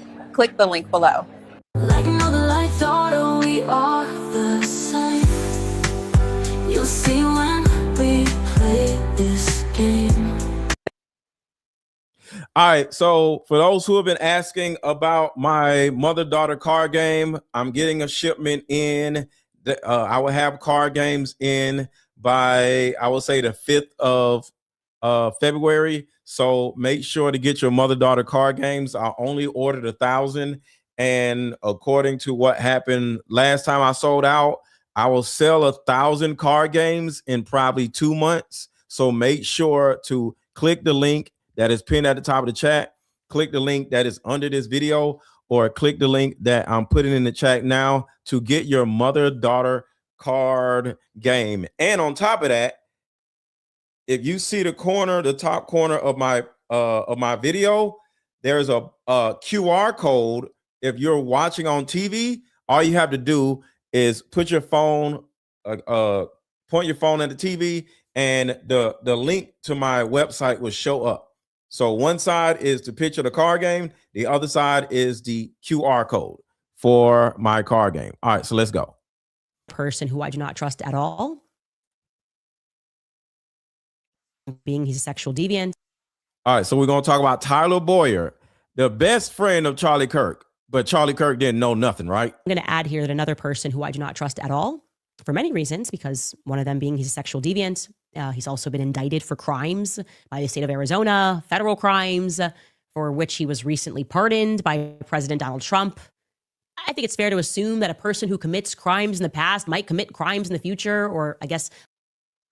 And you would assume that Charlie Kirk knows that the person was committing all these crimes because Charlie Kirk was the one who got him pardoned. But y'all want to sit here and act like Charlie Kirk didn't know any of this, but he's the one who got this man pardoned. Allegedly committed crimes. I think those court cases are still moving through. I think that's a perfectly logical assumption that a person who's involved in doing the wrong thing might keep it up. A person that seems motivated by money, a person who factually was in debt and was having his payments garnished at Turning Point USA, who then blinks and becomes a millionaire working for a charity, might be a little bit shady. I think Tyler Boyer, it is a logical conclusion that he is at best a very shady character. I'm going to stand by that. 10 toes down. Now, because I was hyper-fixed on Tyler Boyer, I decided to ask Erika in person during our sit down how she met Tyler. It was actually, I had 3 questions when I went in there that I wanted to get the answer to. That was actually my number 1 question because I don't know much about the story of how Tyler met Charlie Kirk. And I now desperately wish that I remember, I could remember what Charlie told me about that. How did they get linked up? And I felt that me asking Erika that question, she might be able to provide a lot of insight to who Tyler Boyer was during the time he was with Charlie Kirk, why, maybe even before he was with Charlie Kirk, and why he got involved with Charlie Kirk. And of course, as we know, Erika knew Tyler for years before her and Charlie began dating, right? Both she and Tyler have been honest about that fact, particularly citing Trump's 2015 presidential rally as an event where the two of them attended together, right? Standing behind Donald Trump in Arizona at his 2015 July rally, which I should mention also her mother, Lori Francevy, is in the background. So the 3 of them have known each other since at least July 2015 publicly. So this is, I forgot who this guy's name is, but that's not Tyler Boyer. But Tyler Boyer is in front of Erika Kirk. Right there, Tyler Boyer. And he's the one who invited her there. That is Erika Kirk's mom, Lori Francevy. And at this particular point, Erika is with a man and some little boy. And Erika Kirk was lying and acting like she had no idea who And that was this little until boy I hosted the first Trump rally in Trump rally history right here in Arizona in 2015. I got a call from Miss Erika Kirk, Miss Arizona 2012. I just want to help, she said. So naturally, I put her right behind the president at that first rally. As you guys probably know, Tyler Boyer stepped into the COO role at TPUSA in 2017. And not long after that, he arranged what was framed as a professional job interview between Erika and Charlie. Although that interview somehow turned into their first date. But before that introduction ever happened, Erika wasn't single, wasn't searching, and wasn't living the story she later sold to the public. She was in an So, in other words, Tyler Boyer is the one who introduced Charlie Kirk to Erika Kirk. active relationship with Cabot Phillips, a detail that became impossible to ignore once people started pulling timelines instead of quotes. And Cabot isn't just some random ex. At the same time, Charlie was publicly clashing with Ben Shapiro over alleged political pressure and donor influence. Cabot was working directly under Shapiro as a senior editor at the Daily Wire, tied into the same circles Charlie openly said were targeting him. That alone raises questions. But it doesn't stop there. An old tweet from Cabot So keep in mind, Cabot Phillips was working for the opposition and he was smashing his wife. I just want to make sure y'all got an understanding of everything that's going on. Erika Kirk was dating Cabot Phillips, who was working for the Daily Wire. And the leader of the Daily Wire, the little dude, Shapiro dude, was beefing with Charlie Kirk. But he was fucking Erika Kirk. And next thing you know, 9 months later, Tyler Boyer introduces Erika Kirk to Charlie Kirk. And then they start dating. They get married and they have children together. And then what does Erika Kirk do? What does Tyler Boyer do behind Charlie Kirk's back? He brings Cabot Phillips in, and Charlie Kirk befriends Cabot Phillips. He doesn't know he was fucking Erika Kirk.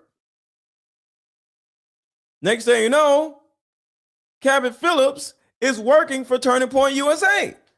Now you got Tyler Boyer, Erika Kirk, and Cabot Phillips all working under Charlie Kirk, and Charlie Kirk may or may not know what is going on behind his back. Would you hire your wife's ex-boyfriend, recent ex-boyfriend? No way in hell. surfaced showing him and Erika on a painting date posted in September 2017. The caption, September 2017. They got together in let's see. Hold on. Let's see. When did Charlie Kirk and Erika Kirk meet? September 2018. 9 months later. I'm right. yes, we're that couple that gets painting lessons together, casually confirming they were together right when Erika claims her life was quiet, disciplined, and untouched by dating. Even more uncomfortable, photos from that same period show Cabot and Charlie socializing, playing basketball, and moving in the same spaces, which makes Erika's claim that she randomly met Charlie a year later start to fall apart. And once that detail clicked for people, the speculation shifted fast. Because if Erika was dating Cabot while being introduced to Charlie through Boyer, then the window for when those alleged photos were taken suddenly becomes very clear. And when you factor in that those images didn't resurface until Charlie was gone and Erika was finally under real scrutiny, the timing stops feeling coincidental. Now here's where everything falls apart for Erika. Since her name started making the headlines, she's been able to avoid any serious scrutiny by slapping a pound of makeup on and making the fireworks at her next tour stop even brighter. But now, So let me fast forward a little bit. That Erika had called. and then there's the detail people can't stop circling back to, Cabot's pizza tattoo, which wouldn't mean anything on its own, except for the fact that Charlie openly talked about believing pizza was used as coded language by evil people to mask their disturbing activities. And this is her ex-boyfriend. And you don't think he knew? that on top of Cabot's ties to those very people. And suddenly the question isn't just why Cabot introduced Erika to Charlie, it's whether he already had leverage in his pocket when he did it. Because if the timeline lines up, then those photos didn't just exist quietly for years by accident. And the idea that they resurfaced only now starts to feel less random and a lot more deliberate. Now that Erika's image is shattered, she's looking to the people who swore they had her back for support, but they're acting like they don't know her. However, those one is just pulling the leverage they have over. Possible.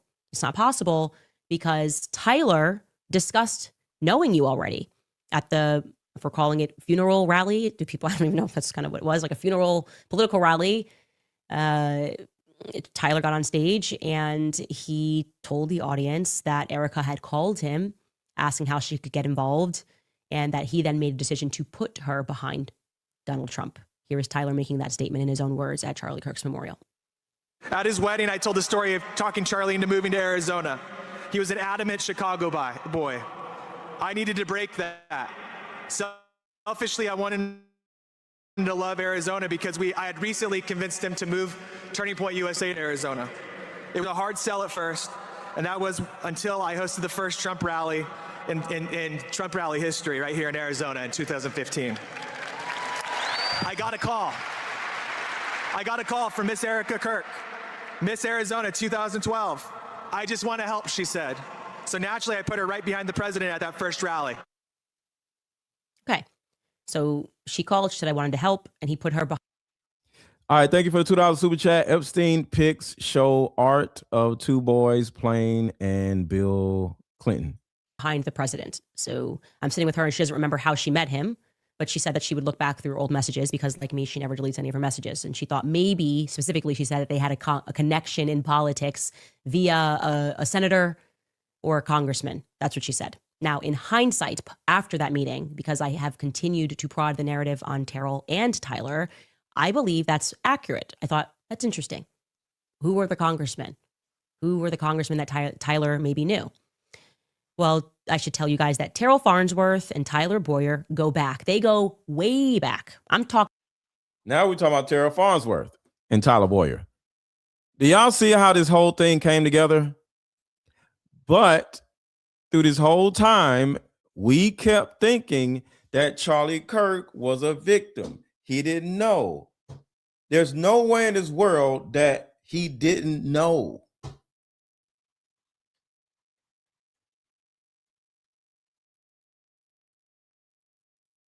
Thomas Camino came generationally back. Okay. Terrell Farnsworth's parents went to high school with Tyler Boyer's parents. They're all from Chandler, Arizona. And then Tyler Boyer and Terrell Farnsworth went to high school together. They graduated, it looks like 2 years apart from Gilbert High School. So these two are thicker than thieves. They are overtly political, obviously. In fact, at that very same Trump rally in 2015, Tyler Boyer introduces himself as the youngest chairman of the Republican Party. He's very involved in Arizona politics. And like he said, he's telling the truth. He was the reason that Charlie decided to put Turning Point USA's campus in Arizona. Charlie's from Chicago, right? That's where they first started Turning Point USA, in Chicago. Tyler has been driving this bus. And like I said, hiring the people around Charlie Kirk, except for me. That really just, I was the anomaly. We really just met. And I wonder if it would have happened if, Tyler was there. Anyways, the point here is that Tyler Boyer was very well acquainted, obviously, with Terrell on a familial basis. And he was very close with Terrell's family, particularly Terrell's uncles and cousins. Terrell's father is a man named Dwayne Farnsworth, and his first cousins are longtime Arizona Congressman Eddie Farnsworth. I believe he left office in 2022. And also his brother, Eddie's brother, is David Farnsworth. So just to reiterate that, you have Senator David Farnsworth. He's still in office. You have Eddie Farnsworth, who was the chairman of the state House Judiciary. And those two men are brothers and first cousins with Dwayne Farnsworth, who is Terrell's father. And they're extremely close to Tyler. In fact, Eddie has actually been sued in the past with Tyler. Like they're on the same side. They are being sued together. You can go back and you can mine all of this. He has known that family for a very long time. Anyway, in 2014, Senator David Farnsworth introduced Erika's mother to the House floor with concerns over EMPs. Okay. At the time, David Farnsworth. EMP is electromagnetic pulses that her mother was using or creating or working on. Farnsworth was actually sponsoring the bill, a bill which would involve introducing Lori, who was then the CEO of G Tech Industries, which is Erika Kirk's mother. So they were in court, and Farnsworth was the person that is in charge of allowing something to go through that Erika Kirk's mom was trying to push through, like a bill. And Eddie Farnsworth is also listed as having voted on this particular bill. They got it passed through. So the three of these people. They passed a bill for Erika Kirk's mother. The cameraman for Charlie Kirk, his family member, got a bill passed for Erika Kirk's mother's EMP technology. Knew each other, Eddie, Lori, and Dave. And you can see here at the top, when you look at the members present, it says E. Farnsworth, Mr. That is Eddie Farnsworth. And then if you scroll down, if you see here, it's telling you who's sponsoring this bill. That is David Farnsworth. And it says that he became concerned about a potential for an EMP event a short time ago. And he got support from Congressman Trent Franks. And it then tells us that he introduced Larry Ginta, Chuck Lee, and Lori Francey, the CEO of G Tech Industries. Larry Ginta, by the way, or Gwinta, I don't know if I'm saying that right, is Erika's stepfather. So they've known.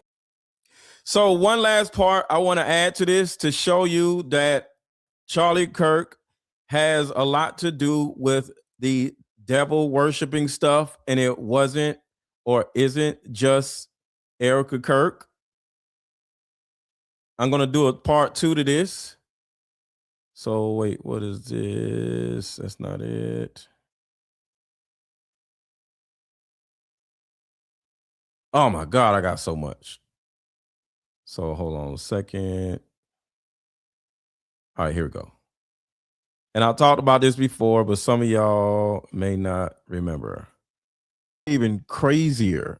Some of you may have heard a little bit about this, but you haven't heard the bigger story. Now, remember, I already broke down how Turning Point USA itself is Luciferian. I already talked about how Charlie Kirk was a part of, like he's running around worshiping multiple gods already. So the whole Turning Point USA, while Charlie Kirk was alive, was Luciferian, right? This is the last part of this before I do part 2. Now listen to this. This is while Charlie Kirk was alive. While Charlie Kirk was alive. Make sure to hit the like button. Make sure to hit the like button. Strangest part is the lineage behind it. Lieutenant Colonel Michael Aquino wrote a book called Mind War while... Now look at his eyes and look at his, just look at his face. And because we're going to show you another video of when he was younger to make sure y'all know that this actually was him. So pay attention to his face and his eyebrows and his eyes. Stationed at the Presidio in San Francisco. Not a self-help book. Not a political rant. A blueprint for psychological warfare. Mass persuasion. Why is his eyebrows like this? There's a specific reason why, and we all know why. Narrative control, cognitive terrain. And Aquino was also an open Satanist. He never hid it, never denied it. Aquino and his wife, you are a lieutenant colonel in the United States Army. Correct. Now, as you can see, that's him on Oprah decades ago. And look at the woman next to him. And how does the Army feel about you being head of the Temple of Set? The Army has known about my religion for the entire span of my Army career, which began in 1968.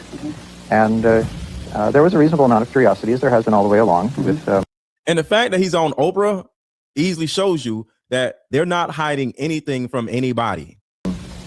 What exactly is this strange and unusual thing? And I've talked about it in much the same way that I've talked here today on your show about it.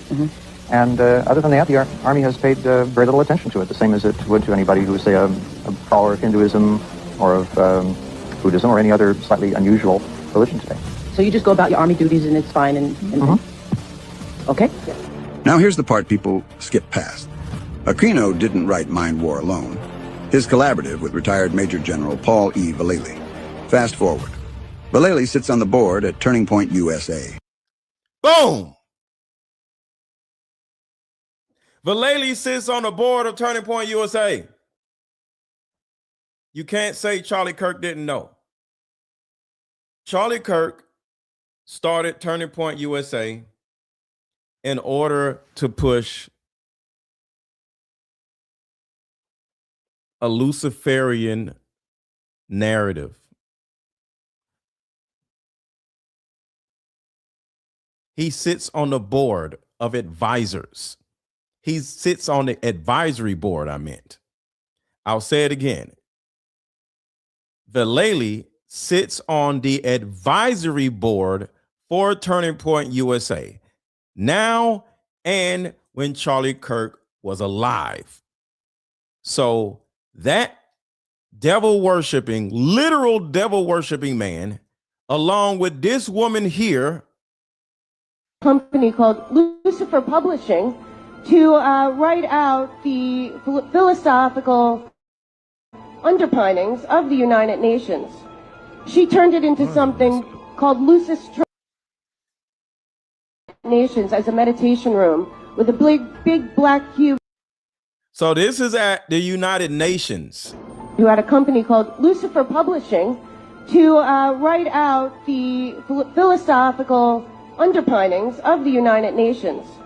She turned it into something called Lucis Trust, which still to this day exists at the United Nations as a meditation room with a big black cube in the middle and 1,000 points of light coming through the roof.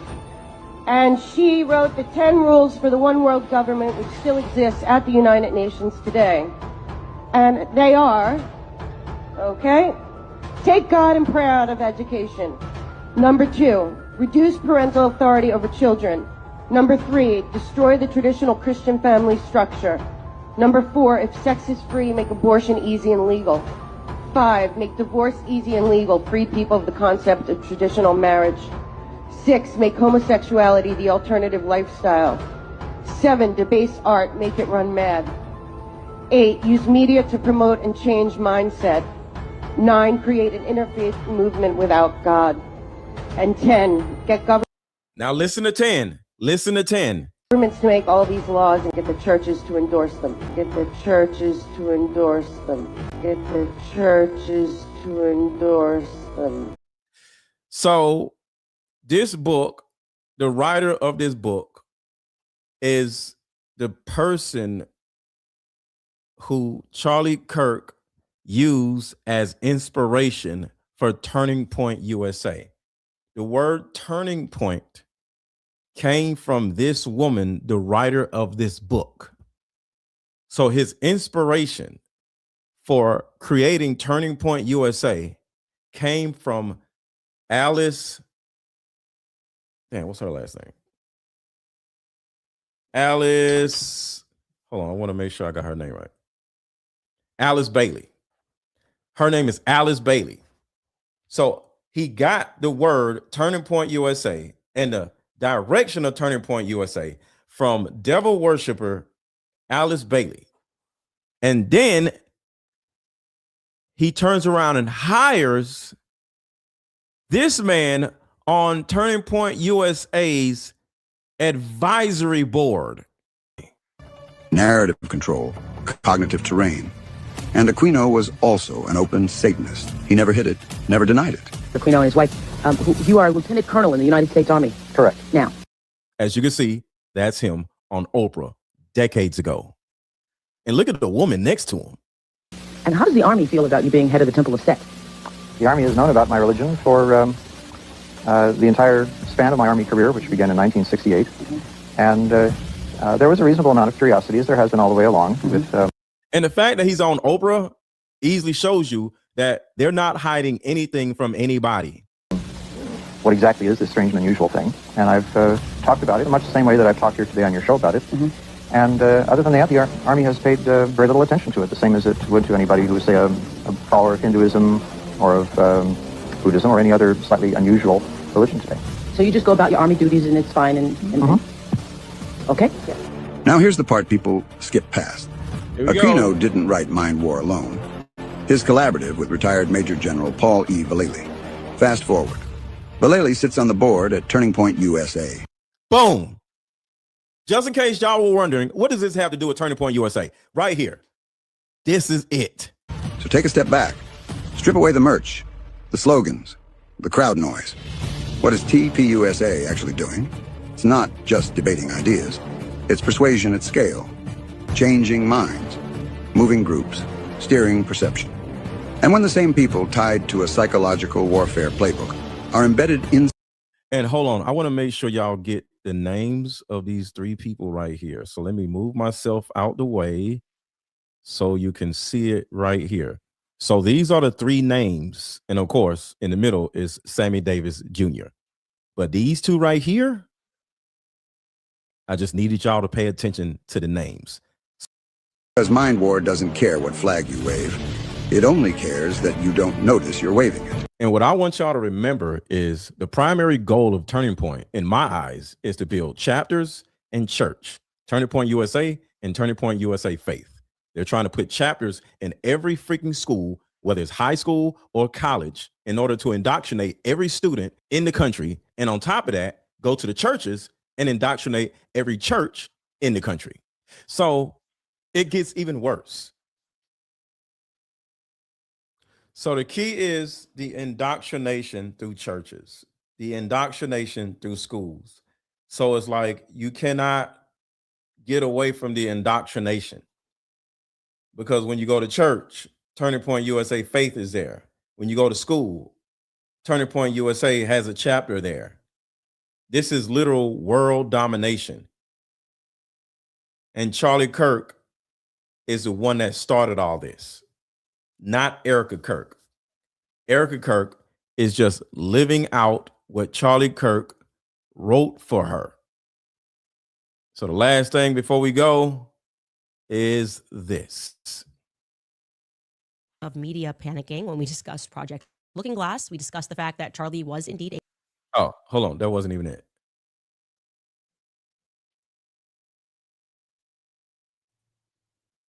Hold on. Where's the video? Here it is. Some of y'all seen this already, but been dead for 2 weeks. That's where you have to go back to. So when you listen to Erika Kirk's happy voice, you have to understand, and this is the whole reason why I did this live stream. She's happy Charlie Kirk is dead because Charlie Kirk died in a ritualistic way. Charlie Kirk expected to die, according to everybody. Everybody knew Charlie Kirk was going to die. It was a ritual. Charlie Kirk died on purpose because it was a ritual, or Gregory is still alive, one of two. I do want to remind you that Charlie has not been dead for 2 weeks. That's where you have to go back to. Not even 2 weeks after Charlie Kirk's death was a demonic ritual ran by him. He wasn't assassinated. It was a ritual. Charlie was publicly assassinated. The obvious point of this call to set this up is to introduce Erika. She's the new leader. Not even introducing, she's just heading up this call, but obviously she's going to be at the helm of this. So they're getting to know her. So let's take a listen. Hi, everybody. I still love all these emoji Zoom. I understand why she's happy. Things. It all makes sense. I don't even know where to begin. The fact that we were able to pull off an event of a century, like, it's just insane. We had over 275,000 people that attended, and stadium overflow, Westgate, insane, you guys. And then you have, was it 100 million? We had thousands that were registered to vote. I think. Thousands that were registered to vote.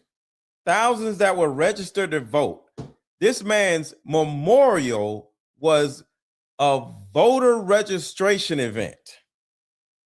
We're at like over 200,000 for merch sales. Don't quote me on that because I think it just keeps like. You sold merch at a funeral memorial. You sold merch and you signed up voters at a memorial event. Bumping up like crazy, but I just wanted to say a huge thank you to the events team, the development team, the graphic design team, the production team. It's just phenomenal. Their incredible work leading into the memorial.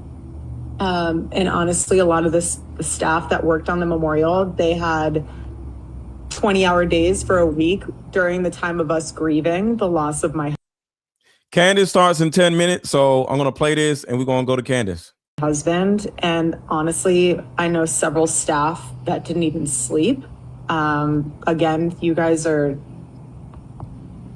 breathing angels. I don't care if any of you have beef with each other from the past or have any issues with someone said something about this or that. Like, if you guys have any of that, please put it to rest. My husband's dead. Like, I'm not trying to be morbid, but he's dead. And it puts life into perspective of how short life is and relationships. It is the general tone that is off-putting. It's the laughter that is off-putting. It's, again, we are not even 2 weeks after watching your husband be assassinated. We're talking about numbers and metrics that have been hit. And my husband's dead, not to be morbid. That is a sentence that and this was not my husband, and I had no sort of the type of relationship that she had with him, that I was able to utter. Least of all, I mean, that's moving pretty quickly to the acceptance phase. Now, we know everybody grieves differently. In my imagination, I just thought she would be more upset. I'm going to do a part 2 to this because I have so much more information to share about Charlie Kirk. And I'm still on Erika Kirk's ass, but I just want y'all to know Charlie Kirk aligned himself with Erika Kirk for a reason. And one day y'all are going to wake up and realize that Charlie Kirk did all this. Erika Kirk is just literally following orders. So I'm out. Let's go check out Candace. Is sweeping the country, and it's a card game called Like Mother, Like Daughter. This game is powerful. My favorite question was, if you could parent me all over again, what would you change? This card game has a mother deck and a daughter deck, so we both have questions for each other. These are some good questions. Do you think I'm a people pleaser? If so, where did I get this trait from? This card game actually helped my marriage, and the questions showed me that I still had unresolved issues with my mom, and I was taking them out on my husband. If you don't do anything else, buy this card game. You won't regret it. Click the link below. Like mother, like daughter, we are the same. You'll see when we play this game. Don't forget to get your card games. Don't forget to get your mother-daughter card games. The link is under this video. The link is in the chat. Let's go to Candace Owens' show and show her some love.